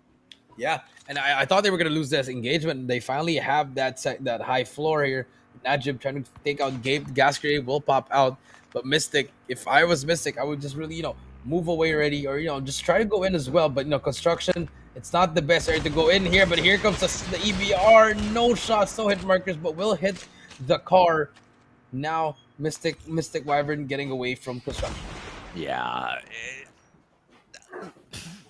I don't know if that was a lost opportunity, because P52, they might have been hitting slightly above their weight there, right? Because Mystic Wyvern, with how they are able to just turn things around against opponents, I think this was a close call for P52, and they have gotten away with their life. It's good that the Wyverns didn't really stay for the battle. And now P52, as they have got the chopper on their side, they will be able to sneak on in towards that safe zone, get themselves that upgrade as well, and not really be disturbed for the time. And we switch on over to BY7 on the other hand. They've got quite the open field to play with here. Yeah, they have a huge field to play here. No enemies. They're around that turbines, and they have a truck as well. So maybe some scouting would do. Now they're all going to try to hop on the truck as well, AJ. But 17 teams, still a lot of teams, and a lot more passively, actually. I mean, yes, we're seeing a lot of kills here, but it's not that fast. People are still looting. People are still finding their way on the map. So it's just been really, really slow. 60 players still alive and kicking. 16 of the teams, in comparison to the first 20 that initially dropped in here, still alive. Let's see who manages to move on in to that final zone. We still have about 8 minutes. How long do we have till the zone closes? The zone's already closing, ladies and gentlemen, boys. So not much of a time in there for all of these teams who are on the outside, just flirting. Reminiscent Sevenfold Cleric mainly because they might get caught out by a Ventus Sovereign Shogun, as we spotted out there on the minimap moments ago. But we jump on right back towards Mystic as they are getting hunted down by the players of AVSG Kraken. This fight still isn't over. Yeah, they keep on coming back, and now Mystic Myotis has a Varamba Floofy all alone here with his teammates here, trying to make a player. He took out one, Selup will take out one, and now Mystic Wyvern showing why they are one of the best teams here. Wyvern will try to take out one player here. It's gonna be P52 versus Wyvern here, but takes him out. Good flick coming through, and now Mystic Wyvern one man down as well. It's gonna be a 2v3. If you are P52, you just go inside already the building and try to set up a trap. Yeah, Mystic Wyvern now just playing the terrain to their advantage. Chillup as well as Dream right in front. If he can play this to perfection, let's see exactly what he can do. He's a defender, so best case scenario, he takes down one player. So he needs that backup from Fluffy, who is the poltergeist, will be able to come in for that backstab, but Fluffy's just way too far away from this guy. So he just needs to hope and pray that Mystic Viben just doesn't find him. Yeah, if he gets away with this one, this could be a good play because that's the opening they need. You see another player coming through. AJ, they want J1 is going to be Reminiscent Sevenfold Classic, but now on the side of Go Fight Esports, they're going to fight against a Gen X940. Here we go. Fights are coming in. Transfer shield drops down. Stunts are coming through. Zahira takes out one. Kazuki pushing in as well. Can he take him out? But gets taken out by Fishy. Mr. OG gets taken out. There's gonna be also one more player waiting, try to do something here. We'll try to revive Zahara. No revive coming through here, AJ. I think no revive as well. But there's gonna be two more players. Can he get away with his life? And Gen X 940 from across WK as well as Sands. The one still alive in here will be the one and only Trap Master, Nadia.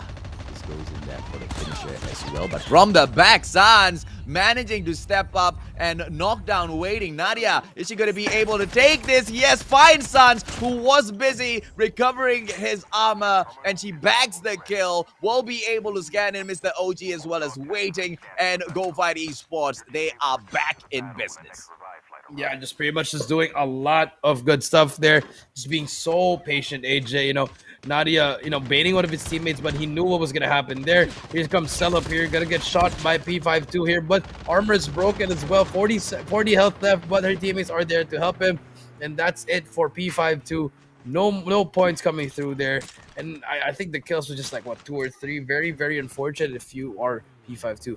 Yeah, and as usual, there's a fight going on in the comment section, and unfortunately, that is the plague of the MYSG scene, all of the non-stop drama, ladies and gentlemen, boys and girls. I mean, the complaint right now is some of the teams might have been, teaming up on the battlefield. If there are any such suspicions, and if anybody out there feels so, a formal complaint can be submitted to Garena, and there will be an investigation. No need to fight in the comment section, none at all.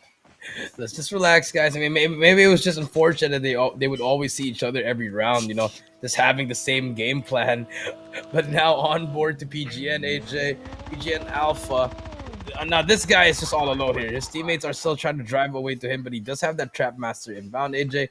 Also, the window on the right side. We'll try to do something. He could actually get a kill here on his right. We'll take him out. Big kill coming in from Muck. And now the enemies are here to chase him.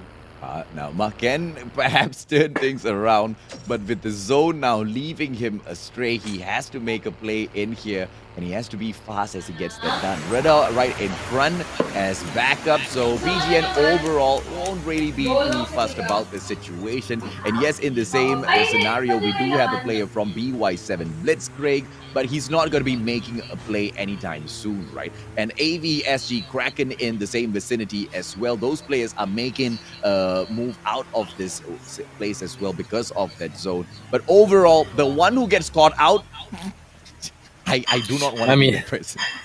It's just going to be very unfortunate if you are that person gonna get caught out, AJ. So, I mean, let's see what happens here. PGN still here, but they're going to be meeting up against Kraken here. This might be a gunfight here. It depends on which side they're gonna be looking at. So this might be timing here. But you look at the kill feed, AJ. Hacks just taking out a lot of players here. They do get spotted. PGN gets spotted, and here comes the push.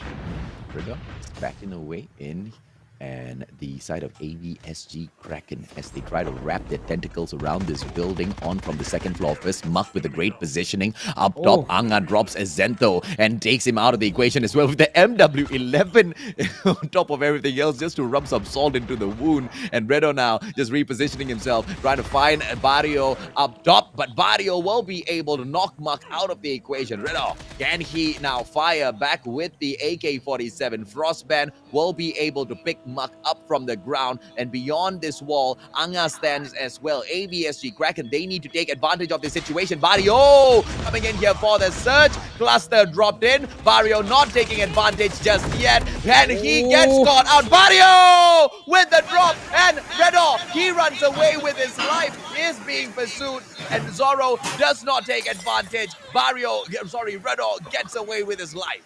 Gets away immediately. He has another teammate that can help him. It's going to be I Am Boys. But Red Ho, you can't use that snowboard. He's going to get healed as well. But I Am Boys is actually down. So this is a 1v1 against him and one more player in in that Q3 side. Zorro trying to spot it as well. But Red Ho camping in the grass. Let's see what he can do here. 20 seconds left still until the next revival flight. Here comes the snipe, AJ. But nothing yet. He's going to be able to revive two of his teammates, AJ. So big plays coming in from Red Ho. But they have to kill that person in this compound. Still alive and kicking. Riddle should be able to pick that dog tag up, and Iron Boys will be very happy with that situation. Go Fight Esports with waiting. They are just waiting here for an opponent to step up in front, and they do spot Mystic Myotis from afar. A couple of snipes will be able just to deter them from jumping on into the exact same spot. But Mystic Viben from across the waters as well, they might not be as defensive. They might come in here to look for a couple of kills. And as I say that, Chillup drops waiting. Yeah, that was a big kill coming in from Jello, but the revival flight still available. AJ, this is the last one already. So if you're gonna die, better get that dog tag for the last minute. But here we go. 12 team circle is glowing, and Go Fight. They have this minivan. I mean, they have this truck with the machine gun as well.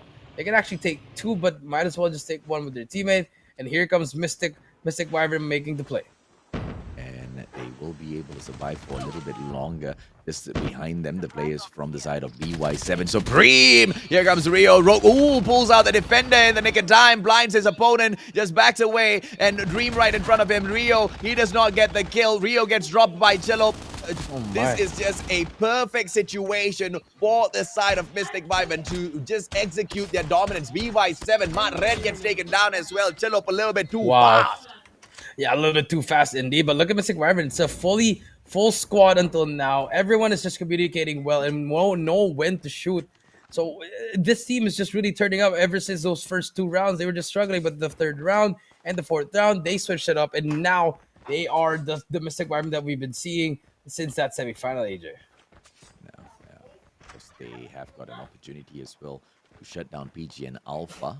I think just one player right in front of them, but they don't find him just yet. Mystic still on the hunt. BY7 has got out here as well.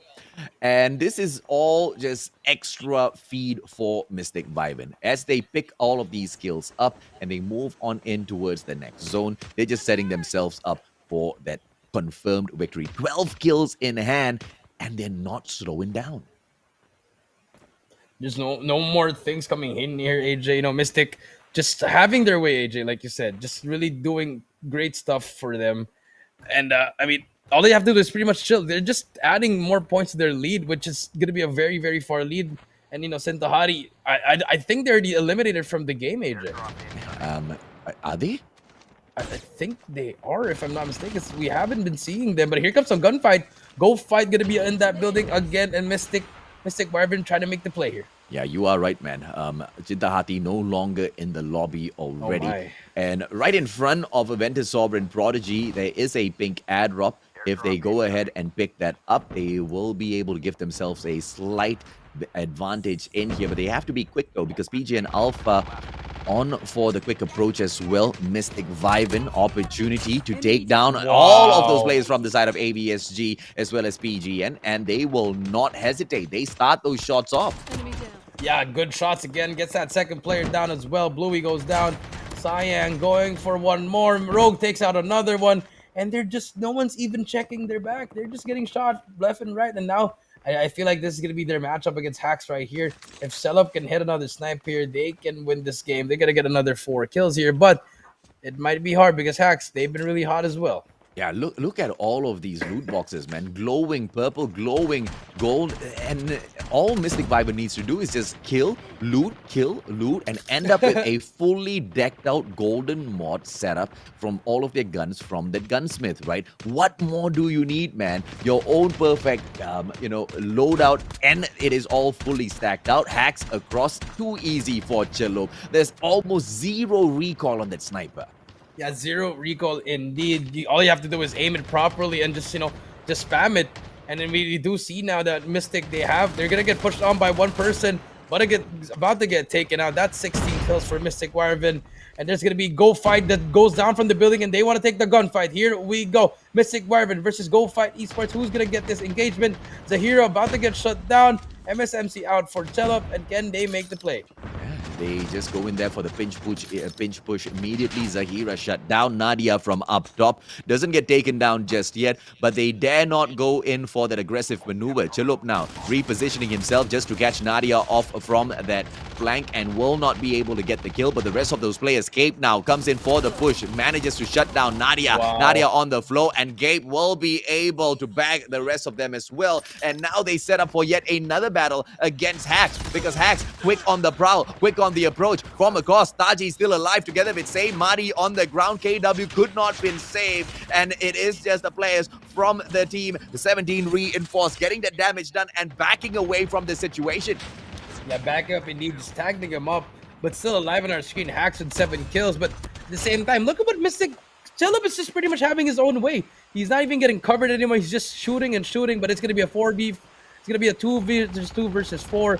Mystic Meiosis going up against Hacks. Finally gets taken out, and this should be a GG. This should go to Mystic Wyvern. They're gonna take this home. Yeah, Mystic Wyvern now going up against Hacks. Taji, Wow. one more shot should be able to put him out of commission. Wow. Say steps out of the defense of his defender, gets punished by Chillup. Chillup looking for Taji. Rogue says, "My brother, I will get that first." Chillup tries to back him out with a smoke bomb. They are just competing for kills in here now. 23 kills with the #1 spot. Throw 15 points to the 23, and Wow. you just get a stacked team leading the leaderboards. I mean, that might just seal the deal for them. I know there's one more game, AJ, but Mystic Wyvern, the comeback is real, and pretty much, if you're Sintahari, you let the game slip right through your hands. Yeah, and that's it, man. I mean, GG. that's it. Yeah, like even if they don't even get a kill in game 6, but place at least top 3, no one's gonna get on the first place. And I mean, I'm pretty sure if you want to get that first place, you probably have to kill at least 40 or 50, then get that first place too. Yeah, you see, as far as we are concerned here, when it comes to Mystic Wyvern, they had a slow start, they found their stride, and from that point on, they just did not stop. And for any one of you in the comment section saying it's Shalini making noise in the background with the plates, it's not Shalini, okay? I'm in my studio. Don't blame my fiance, man. I mean, yeah, I mean, look at the score, AJ. 2, 3, 14, and 4. Just, I mean, what else do you want more from this team? They're pretty much doing what they were supposed to do, and then Hacks doing a little bit of damage. At least 12 kills with that second place, is where Mystic Meiosis finally stepping up as well, but it's a little bit too late for that team, AJ. Go Fight doing a lot as well. But I mean, if you scroll down, you don't even see Sintahari. I think they placed again in the top 20 and like 19 or 18 or 20 again, AJ. Yeah, it's just unfortunate for Chinthahati that they started off strong, they started off hot, but they could not keep up the consistency. But, as for other teams like P52, for example, P52, they just have not been able to find their stride in this competition at all. ABSG Carnage in this round bagging even a better performance compared to P52.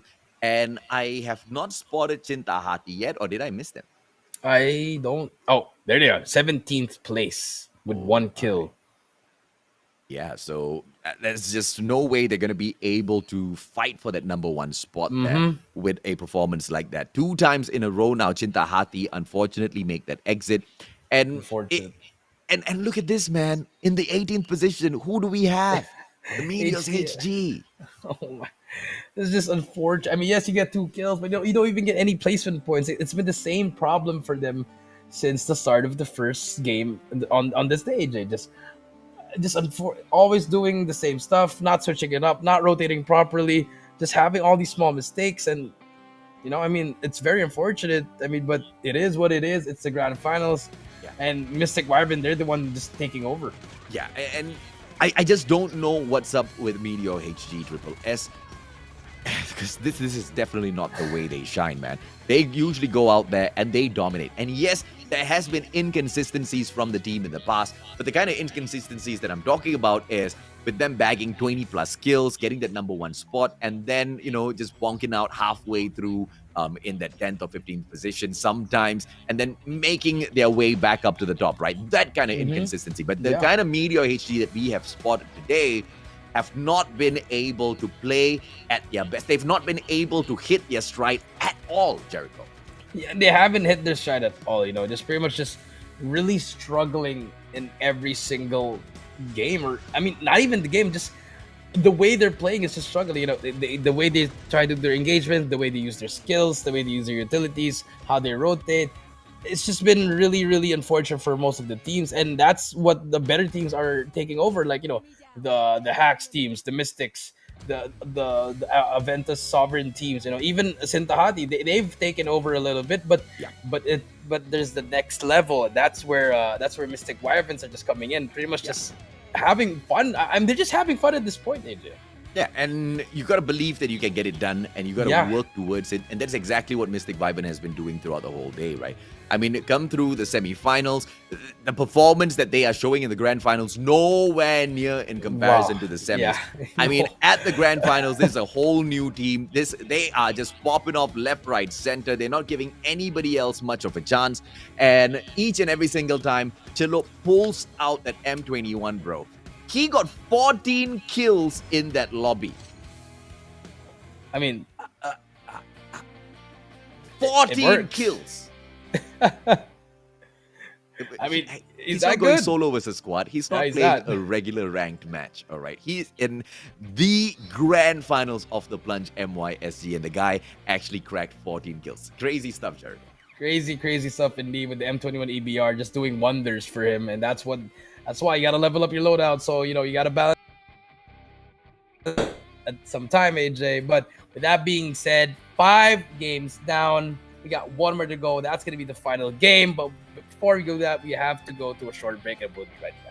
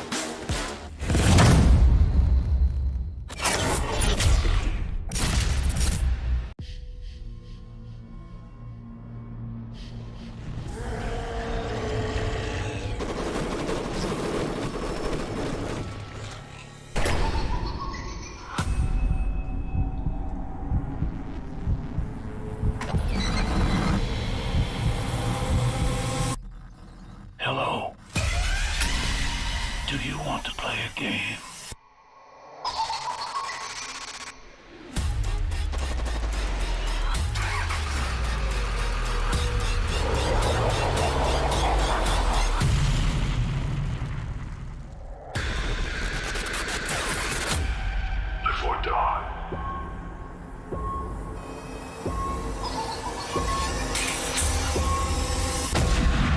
Make your choice.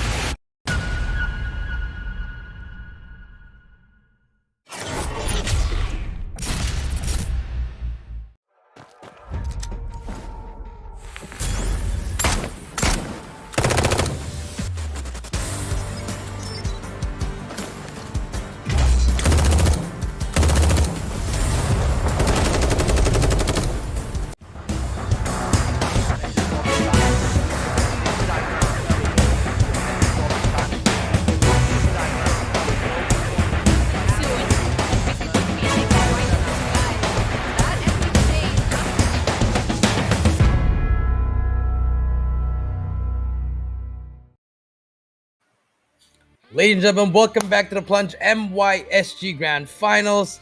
This is it. We've done 5 matches, 1 more to go. I am VV Jericho with the great Mustachio AJ.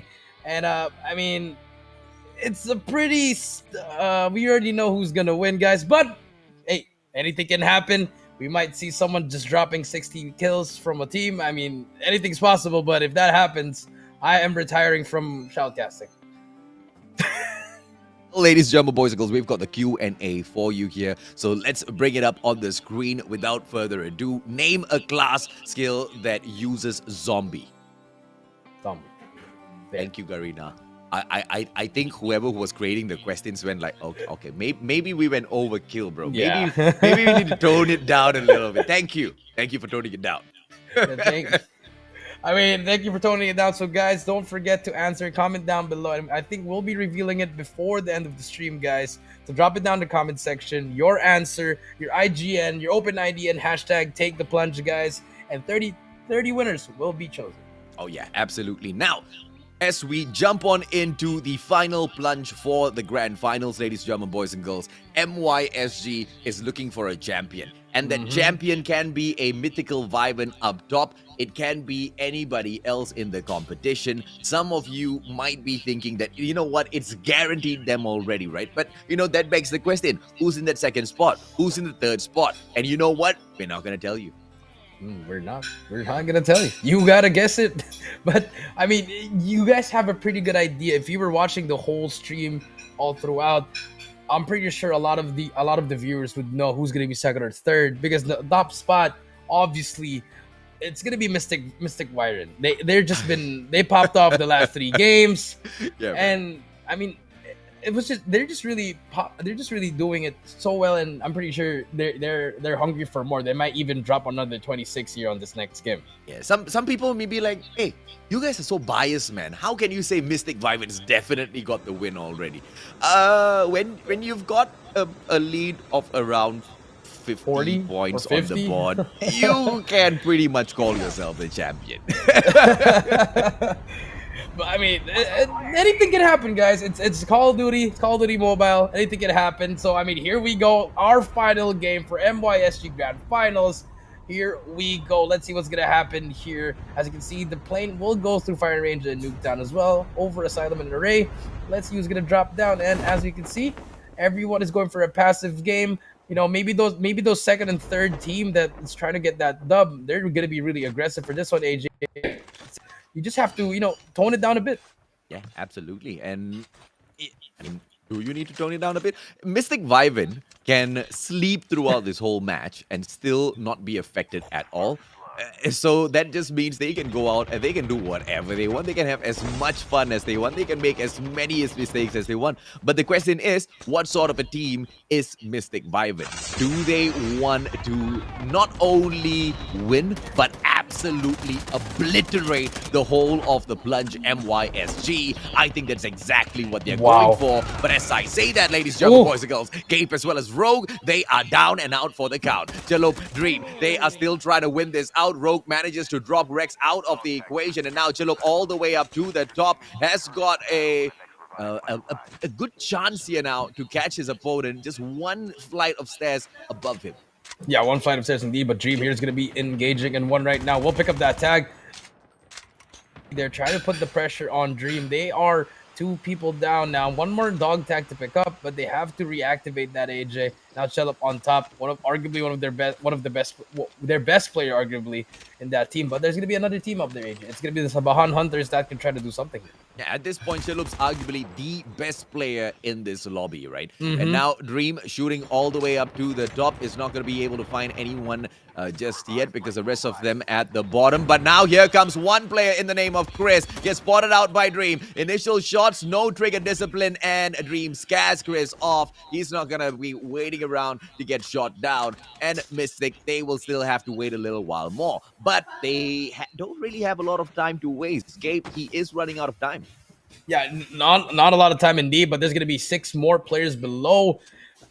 I think they could just, get away from there. They have the helicopter they can use, and I think or they are going for that dog tag, AJ, because they do have Gabe's dog tag still down there. Well, as part Did they get Hardy taken down? He gets a two-piece for himself. Sabo Barrio. Oh, it looks like another Mystic team off screen. Ladies and gentlemen, boys, girls, moments ago. Now on right in front of you, Diablo trying to make a difference here with the win. Is not able to pick Uzi up just yet. One player right outside will be able to bring on all of that pressure. Diablo resets himself on for the hunt. And yes, they do find Sapo. A 2-on-1 allows them to take that. Spectre just getting a little cheeky with the katana. Yeah, very cheeky indeed. But there's something weird about that one. They, for the 6 games in a row, they've been dropping in the same spot over and over again. Always just been fighting. So I don't know. Do they have mind reading abilities or something, AJ, or they just really want to go in the same spot all the time? I think they just want to go into the same spot all the time. And you continue playing small games like that with each other. The rest of the teams are going to be playing the Plunge instead, and they're going to be bagging the prize pool, right? So Dream, they're not complaining. Mystic, they are absolutely pumped right now. Man, just crossing right in front, allowing Chillum to take those free shots on him, but he doesn't get the down, doesn't get the kill. And now the Meteors HG, they've been suffering all throughout the grand finals of the Plunge. Can they make a great exit? Like I always say, man, kalah tak apa, style mesti ada. Let's see whether or not the Meteors HG perhaps can bag it in style now. Yeah, let's see what happens. They're going to be third-partying this one. But there's going to be another team, Aventus Sovereign Shogun as well. But look at Mystic. They're only... Selup and Dream have been here for the past 10 to 15 minutes. And they've just been doing so much work, just damaging all these enemies. But finally decides to go out. And I like this from them. Let's not take the fight anymore. Let's just go reset. And then from there, we could just... they could just go and have some fun there. But I think they just spotted a helicopter. And now they do have that car for mobility. And then here comes the reset. They're actually going to go in here for the chase, man. Okay. I'm glad Man did not go in there for the full commit, right? I mean, they were already... okay, you could look at it from a point of view whereby Meteors HG, what more can they lose? Yeah, that's true. That's true. Might as well just, put on a show, maybe drop the helicopter on the car. But now on the screen, P52 here against X1 Legends of Chaos. Both teams really struggling, but at this time, it's just going to be all for that style points. But here comes Fluffy on the water, and he's trying to sneak around this player, but will not get it. Has a boat that can get out, but now they are going to be able to just regroup, slowly get some stuff here. And P52 just not really playing their best in this grand finals, but they can always put on a show for this last round. Oh yeah, absolutely, man. And I'm just equally shocked here as well. Yeah. I don't know what happened here, man. I'm just very unfortunate for P52, But it is what it is. Now maybe by any chance if they can drop at least like 86 if they can kill all the players inside and get the first place, probably they could have won the tournament. Okay, but this is a very, very important point though. And this is what is going to be the difference maker between champions and absolute... I don't want to use the word losers, but that's the opposite of champions, right? You just don't really win, you lose, you're a loser. Not really loser in that way. Yeah. But anyway, we'll get back to that point in a bit, ladies and gentlemen, boys and girls. Next is just unfortunately dropped, going in there for the drop with the MSMC. Espada taken out with the Echo. P52, they do go ahead and strike back, but Fluffy now running out of time. The armor gets dropped, and Najib just defends everything up. But now, Nexus as well as Teddy right down below him. A 3-on-1 situation befalls. And Najib, if he can bag this other delete onto 7, he can turn this into a 2 versus 1, which he does. And Teddy coming up to ask those early questions, gives Najib the advantage. And Nexus now, a 1-on-1 situation. Najib, let's see this guy clutch it out. P52, they have now this momentous occasion to make a name for themselves. Yes, definitely, most definitely, AJ. But that was so unfortunate because it was at the cost of Sintahati. When they were trying to make the comeback. Well, Najib will spot that car, but can he try to go for it? I think he will not, and that's going to be a reset for both teams. He just has to pick up those tags, and he will be able to get his teammates back. Smart, and I like that style as well. Yeah, I was about to... One ninja cool. Grappling hook, 3 pickup, all guys showing off right now. And I think this was quite the highlight reel for Najib, right? Because P52, they have been such a stellar team. Going back to what I was saying, man. there are winners, there are losers, but what really what sets you apart is how many times do you stand up after getting knocked down, right? And I'm Mm-hmm. just so sick and tired of seeing, teams come through from Malaysia, from Singapore sometimes, where we see them, it's a one-hit wonder, they lose, and then we don't really see much of them anymore. And although the defeat is crushing, the satisfaction of just not giving up and hitting after a few tries, there's just nothing that can replace it, Jericho. Yeah, I mean, I could definitely agree with you. And you don't give up after just one tournament. And you just don't break up. You just have to keep on trying, and Yeah. just keep on going. Because I mean, if Build this that is synergy. exactly, if this is your dream, then why would you give up on your dream? A lot of that's the problems of most esports players at the moment. But I mean, people have their own minds, so I guess we could just say as much as we can, but it really depends on that person.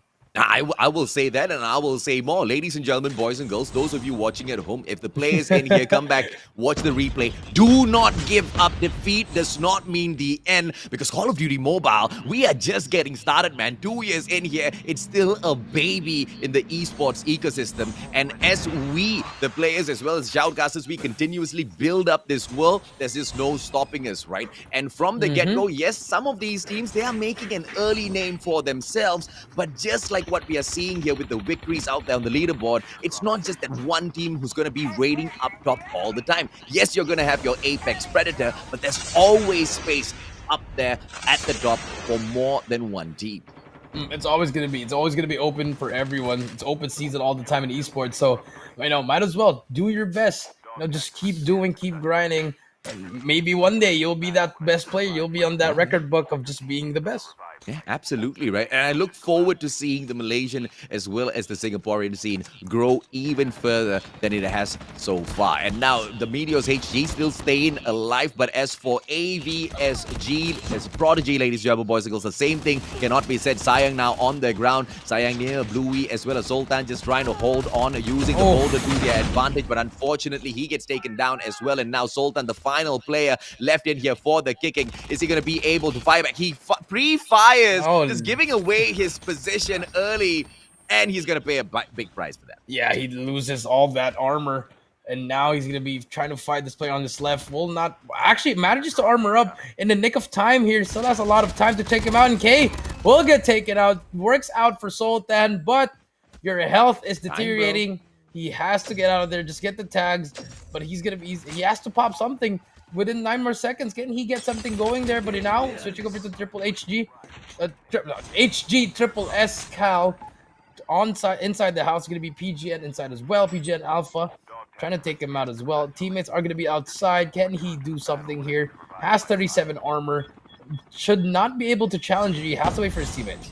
HG, Triple S finally hitting their full stride here. And the Meteors HG with the 5 kills so far. Carl spots an opportunity, does not shoot fast enough. Chilob snipes him out of the situation after Anga gets him with the SMRs. What is going on now? And now Lupin from across the... Obviously not going to be able to make that jump, but, hopeful either way as they close the gap between themselves as well as the other players in here now.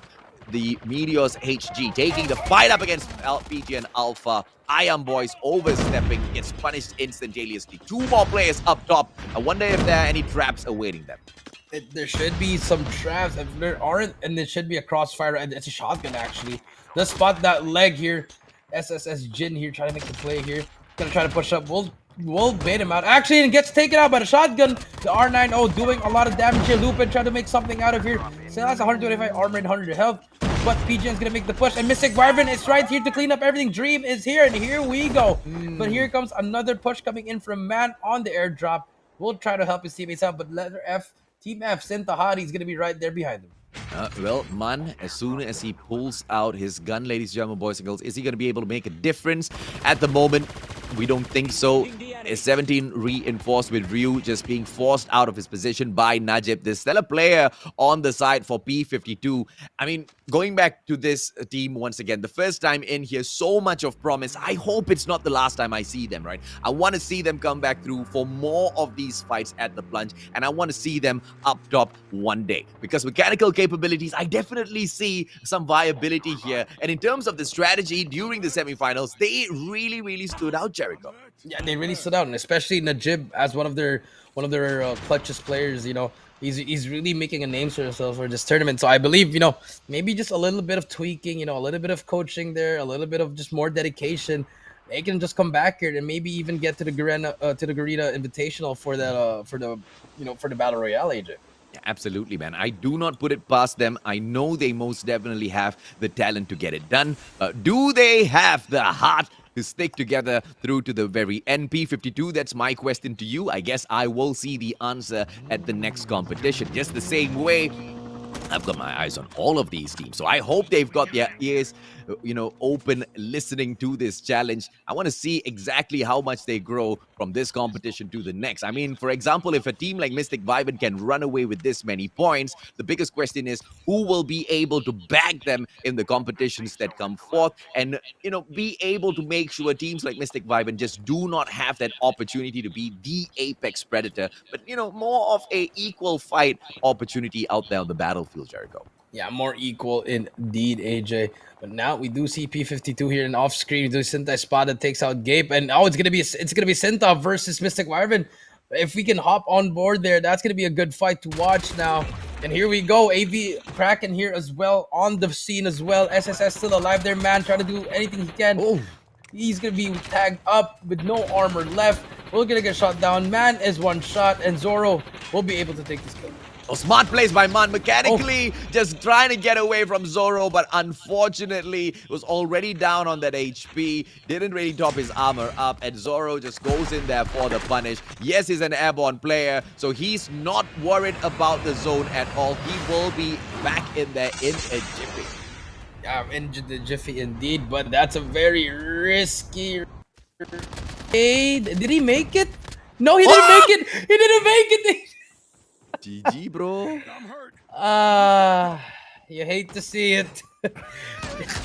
Sometimes we win, sometimes we lose. Cinta Hati, Teddy trying to make the cross, but Mystic Chalup will be able to catch him off with a snipe from afar. And Teddy! Oh, with the slide saves his life, and Chalup does not get that shot. But Teddy, he does not make it through. Gets taken down by the zone, and Chalup tries to bag it. Teddy uses the terrain to back away. Wow. Smart plays as usual from Cinta Hati. Oh, but Chalup's not letting it go, man. He's gonna go for that Chalup. Oh, but you always shot. Oh, there on your left. Nope. GG. But Chalup here just definitely the best player in this tournament right now. AJ, he's doing so much for the team here now on board with N3. That's gonna be the Shogun boys. Aventus Sovereign Shogun will be actually have a good advantage against the boys from Hacks below. And on the other side, you see Zoro with the Force here. Chalup with the M21 again. Can he pick off MYMC?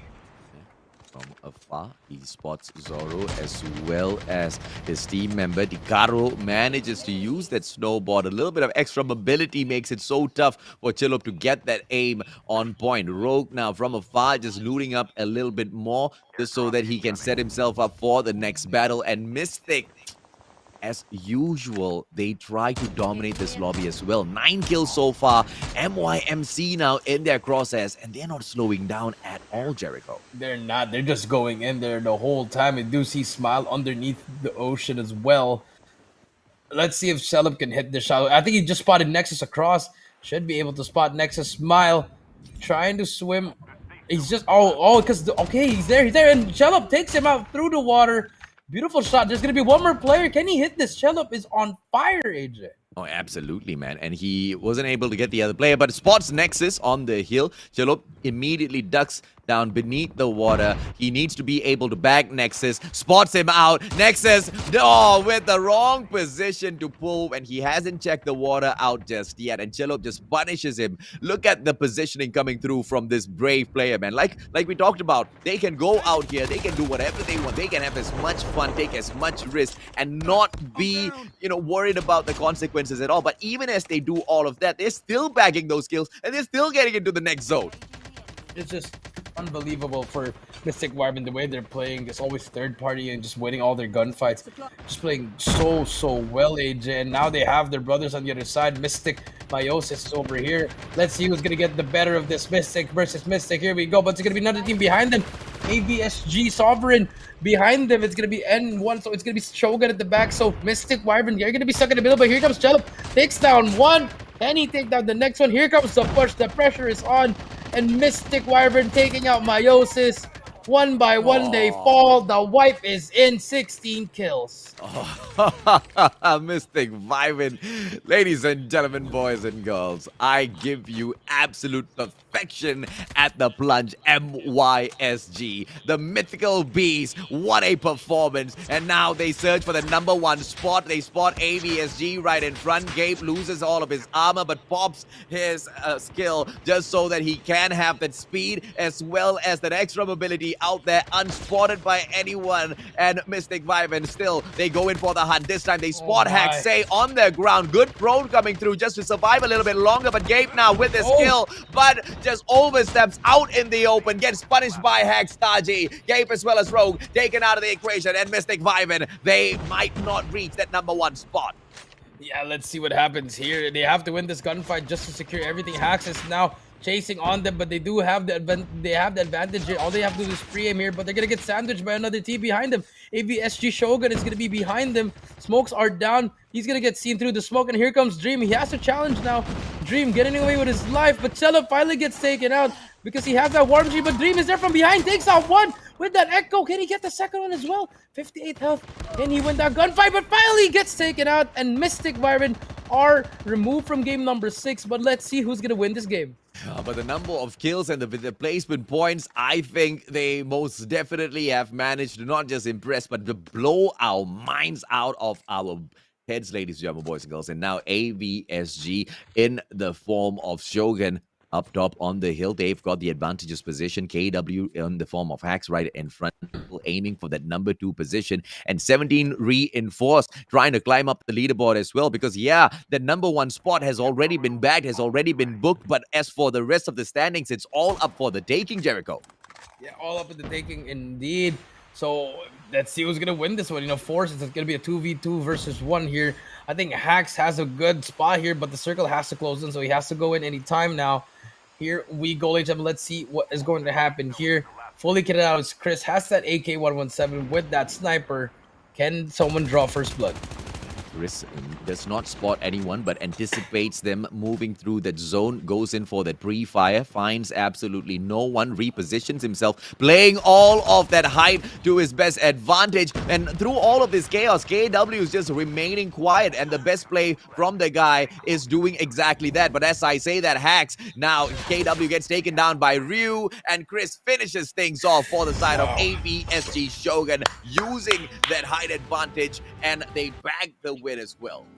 Yeah, they're gonna get that W for that last game. I mean, it was a pretty good last game. I thought Mystic was going to win that again, but unfortunately they got sandwiched by 3 teams. The third, the fourth, the fifth parties just really doing a lot of stuff. But congratulations to Event the Sovereign Shogun for winning that game number 6. Yeah, but I think they got about 15, 16 kills, Mystic Wyvern, before getting taken down. They're not complaining, man. They're not complaining at all. Chillop is stacked. Chillop is cracked. Chillop is an absolute hack to have in your team right now.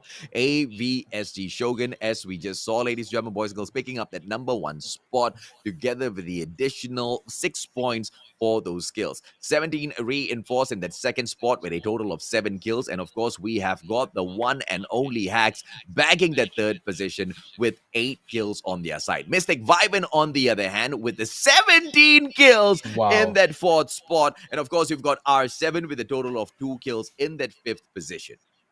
Yeah, just doing a lot of wonders, all these top 16s. And then we do have 7 and 8, the BY7 brothers. 9 will be the Malaysian Marine Corps with at least 8 kills and a lot of kills. And then, go fight esports, just placing there. And then, unfortunately, again, Sintahari placed 11 with just 9 kills. And then P5 too, though. Najib, 8 and 1, 8 kills. I'm gonna give this guy a special shout out. This guy is also one of the best players in this lobby, but unfortunately, it can't be just a solo thing here, AJ. It's a team game. Oh, yeah, absolutely, man. And, I want to see more from these teams. And yes, I know it's asking for a lot to see each and every single one of them, but why not, right? I don't want to see one-hit wonders. I don't want to see a couple of times and then just not going in for the push anymore. But a shout out to the Meteors HG who have been, consistent with coming in here to the plunge, trying out their luck. But in terms of really bombing out today, my heart goes out to them. I'm not so sure what exactly went through in terms of their team setup. But, better luck next time. Hopefully today just really doesn't put them too low. Yeah, I mean, I hope it doesn't too. I mean, it's normal to lose, but it's not normal to like leave your team after you just like form after like 3 months or something. Yeah, absolutely, man. But of course, let's take a look at the highlights of that final matchup once again, ladies and gentlemen, boys and girls, just to see, exactly how did Mystic Viven bag, the spotlight once again before kind of still getting to that final zone. These guys just don't stop impressing. They don't. I mean, when we were talking about them having fun, they literally went from the highest peak of construction and went down immediately. And then we had another a highlight here from Najib, just one of my favorite players to watch here with that Echo, pretty much just killing the whole Sinta lineup. Just really crazy plays coming in from a lot of these players in this last game. Yeah, and Najib almost bagged the full team wipe here. It's just that he was a little bit too passive. He allowed his opponent to pick up all of those dog tags, and with a gentleman agreement, he went around picking up his own team members' dog tags, and they just pretty much allowed each other to get away with their lives, right? Not really wanting to challenge each other that much. I like that from P52. They know exactly how important it was to survive all the way to the final zone, even though there wasn't much for them to hope for, right? But Mystic Viven, man, consistency is key in Battle Royale, and it's very difficult to maintain that consistency when the gods of RNG are just not always on your side. But they just beat each and every single odd in their way and always bring it through. It's just crazy the way they're just wiping everyone while they're even crossing in the water, while they're underwater, while they're using their stuns and everything. They were just pretty much just taking them out one by one. And here the final sequence here, Chris making the play for his team here, which ended up giving them that victory. Yeah, and of course, 17 Reinforce almost got that, just too thick of a smoke. Chris managing to bag that towards the very end. And we have to remember, it was Wreck that popped that smoke bomb as well. Smoke bomb is just so effective out there on the battlefield, especially when it comes to Blackout, right? Why? Because 80% of the battles that we have seen, some of these teams just lose unexpectedly, has been out in the open, and in a majority of those fights, the smoke bomber has always been involved in those early engagements. Yeah, it's always been very helpful. It can be used as an offensive item or a defensive item or a bait or just a marker for your teammate. Like, oh, if the smoke's here, then I can revive you, or if the smoke here, you can pull back. Just a lot of ideas, and that's why the smokes coming in from those top 3 teams. They use it to perfection. Yeah, they most definitely do. Ladies and gentlemen, boys and girls, of course, we are still waiting to see the final leaderboards, but we'll still have to be a little bit patient. I don't think we are taking a break now, are we, Jericho? Because we have the quiz answer coming up for the audience as well. Yeah, we're not going to go on a break, but production, let's pop up the question again, the first question, and this is going to be the answer for this question. Production, please show the question. Name a class skill that uses zombie. Ninja. Nice. That is. I hope you guys got the right answer though. Clown. Hopefully you got the right format, as Jericho Yep. has reiterated multiple times now. Multiple The format's times. really important. And if you're one of the lucky 30, ladies and gentlemen, boys and girls, congratulations. Don't worry about it. Everything's going to be credited directly into your account. So there's nothing much for you to go in and redeem on your end. No screenshotting, no writing down codes, no rushing for anything, Jericho. I like that. I like that. Yeah, I like it too. You know, you just chilling, and you know, you just do your thing. But now, I mean, now we're just going to wait on the results. But guys, I hope you guys did enjoy that 6 games. It was a very intense game. I mean, mythic Virens just crazy. And here are the standings. This is just for round 6, guys, and they still top on it. my God. Mystic Wyvern with 17 kills with a total of 26. Aventus Sovereign Shogun with 6 kills and 21 points. 17 Reinforced with 7 and 20. Hunt for Excitement placing 4th with 8 and 19. Malaysian Marine Corps with 8 and 11. Sintahari unfortunately placing 9 and 10. P52 with 9 and 10. Mystic Myotis placing 8th. And to round up the top 10, we have Remnant 7-Fold Cleric and BY7 Supreme. Yeah, I mean, that oh my God was not a shock, but the oh my God was more of a, again? You know, Mystic Vyvin just picking up that number 1 spot without hitting that victory. Overall today, they've bagged 2 times, that number 1 spot. They've just been showing up back to back, and no solution whatsoever by any one of these other teams for them, man. But Hacks, they were hot on their tail earlier on. They were eyeing for that number 2 spot. 17 Reinforced, they were close, to that place as well. And I guess, the one thing that Hacks can rest assured is that 17 Reinforced isn't really going to be able to run away with this whole game, because there's just a 1-point difference. It's got to be, not really reassuring, because there's just 1 point of a difference. Yeah, it's just not really anything. But here are your champions for the Plunge MYSG. It's going to be Mystic Wyvern, without a doubt, the best team in this tournament. Congratulations, you are the champions of the Plunge MYSG. Hands down, the kings of MYSG Battle Royale for Call of Duty Mobile, ladies and gentlemen, boys and girls. The one and only Mystic Vyvin. Wow. Look Oh at my that, God. man. A total of 64 points beyond Hunt for Excitement. Hacks couldn't hack it. They grabbed that 2nd spot over the Broken Hearts of 17 Reinforced, who sit down in the 3rd spot. And Sintahari, although they started off the day strong, they could not bag it in those final rounds, and 83 points was all they could muster up in that 4th spot. And Mystic Myotis making it up to that 5th spot with the 62 points. Yeah, and with your 6th place and 7th place, we have the Aventus Sovereign Clan. We have Prodigy and Shogun, 1653. 8th place will be Reminiscent Cleric and BY7 Blitzkrieg, gonna round up for the top 9. And lastly, for that 10th spot, Aventus Sovereign Kraken with 47.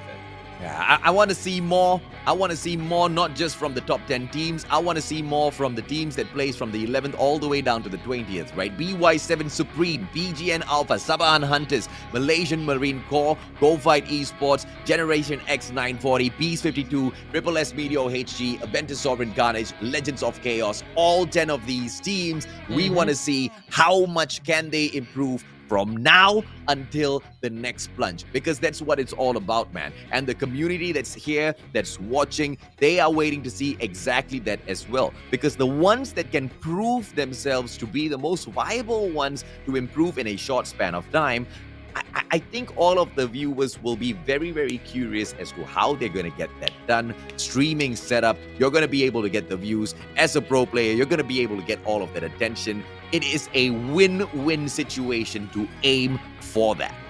Yeah, a very win-win situation indeed.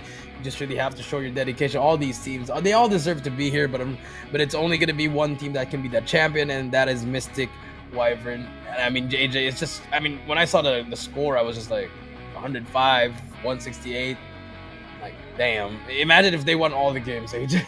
I know, right? And it's not like they did not get close, right? Each and every single round, Mystic Vyvin, they were just hovering at the top. They name themselves pretty well. They most definitely have wings, and sometimes they just saw a little bit too high that none of these other teams can touch them, man. 64 points. They ran away with the championship in hand. The Plunge MYSG has been dominated, decimated by the Mystic Vivens. And yes, we have a brand new king in the house, and I think they're going to be able to reign for quite a while. But now, the biggest question is, who are going to be the apex predators, the hunters, the ones who are going to be slaying this Viven out of the sky in the next Plunge, Jericho? Yeah, I mean, it's gonna take some time, but I feel like Sintahari, they're gonna be coming back with a vengeance. They had it for those first 2 games. Like, oh yes, 70 points, and then it just like all went downhill from there. Just I guess that's where the experience coming in. So, but guys, we have an interview with me and AJ's favorite player. It's gonna be Chelup here on the interview. Congratulations, Chelup. That's gonna be the first one, and welcome to the show, AJ. I'm gonna let you go first with this one. Chelup, welcome. Congratulations, my friend. How do you feel right now? I feel very happy, and our hard work has been granted for now. Okay, I'm sorry Chelup, I for want to my know side. from you, bro. Hey, don't worry about it, man. You look absolutely stunning. Chelup, are you in a public area or anything, or are you alone? Yeah, I'm alone right now. Mas tu buka lah sikit. Take it off. There you go. Oh, look at that handsome face. Ladies and gentlemen, boys and girls, the face behind all of those stellar snipes, man. Chelup, I want to know, bro, how long has Mystic Viven been together? How long have you guys been fighting to reach up to that #1 spot in the Plunge? We're actually a new team. We've been together like a month before the Plunge. Crazy. Wow, what is your training regimen like, bro? I mean, you get together in 1 month. The synergy out there was absolutely solid. The gameplays was stellar. It was like you guys were reading each other's minds. What's your training regimen like? We're training in custom routines and Thailand.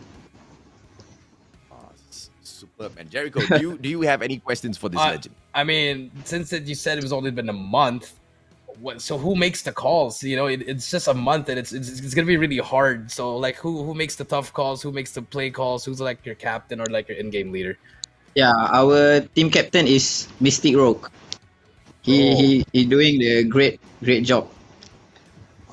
Okay, I mean, I can see it. You guys are just pretty much doing everything there, and I want to give you props on that M21. Your shots, it's nasty, very cheeky shots, Chelup.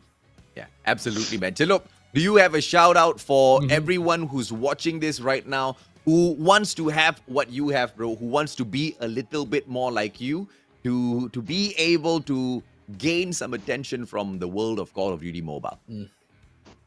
I'm sorry? What shout out do you have for people who want to be a pro player like you? I want to say thanks to all of my Classico friends, my Mystic, because giving me trust to be a sniper in that team. And thank you for supporting me. Thank you very much, Chelup, for showing us one of the best snipes and one of the best Plunge games that we've had for MYSG in a very, very long time. Once again, congratulations to you as well as your whole team, brother man, as the brand new kings of MYSG Battle Yes, Royale. I'm the new king now. You are, brother. You most definitely Congrats, are. Chelup. All right, thank you. Thank you. All right, ladies and gentlemen, boys and girls, there you go. The brand new Battle Royale sniping king, the one and only Chelup. I mean, that guy. I mean, I still can't wrap my head around that. 1 month of just practicing together, then you end up becoming the Plunge champion MYSG. Just 1 month, bro. I'm not understanding this. I mean, I'm not understanding you can put a team together in 1 month and you can achieve a lot. Yeah. Because if each and every single individual player within the team is stacked, is cracked, you're going to be able to, really get some attention in their competition, right? But we're not just talking about the individual gunplays or the skills out there. We were talking about the synergy in this team. And that's something that takes months, years to build. And these guys just go out there and pretend like it's absolutely nothing, Jericho. And that's what's absolutely amazing. I cannot wait to see more from them, Jericho. I mean, same. I mean, I would just say some people are built different, and that they are a different kind of breed.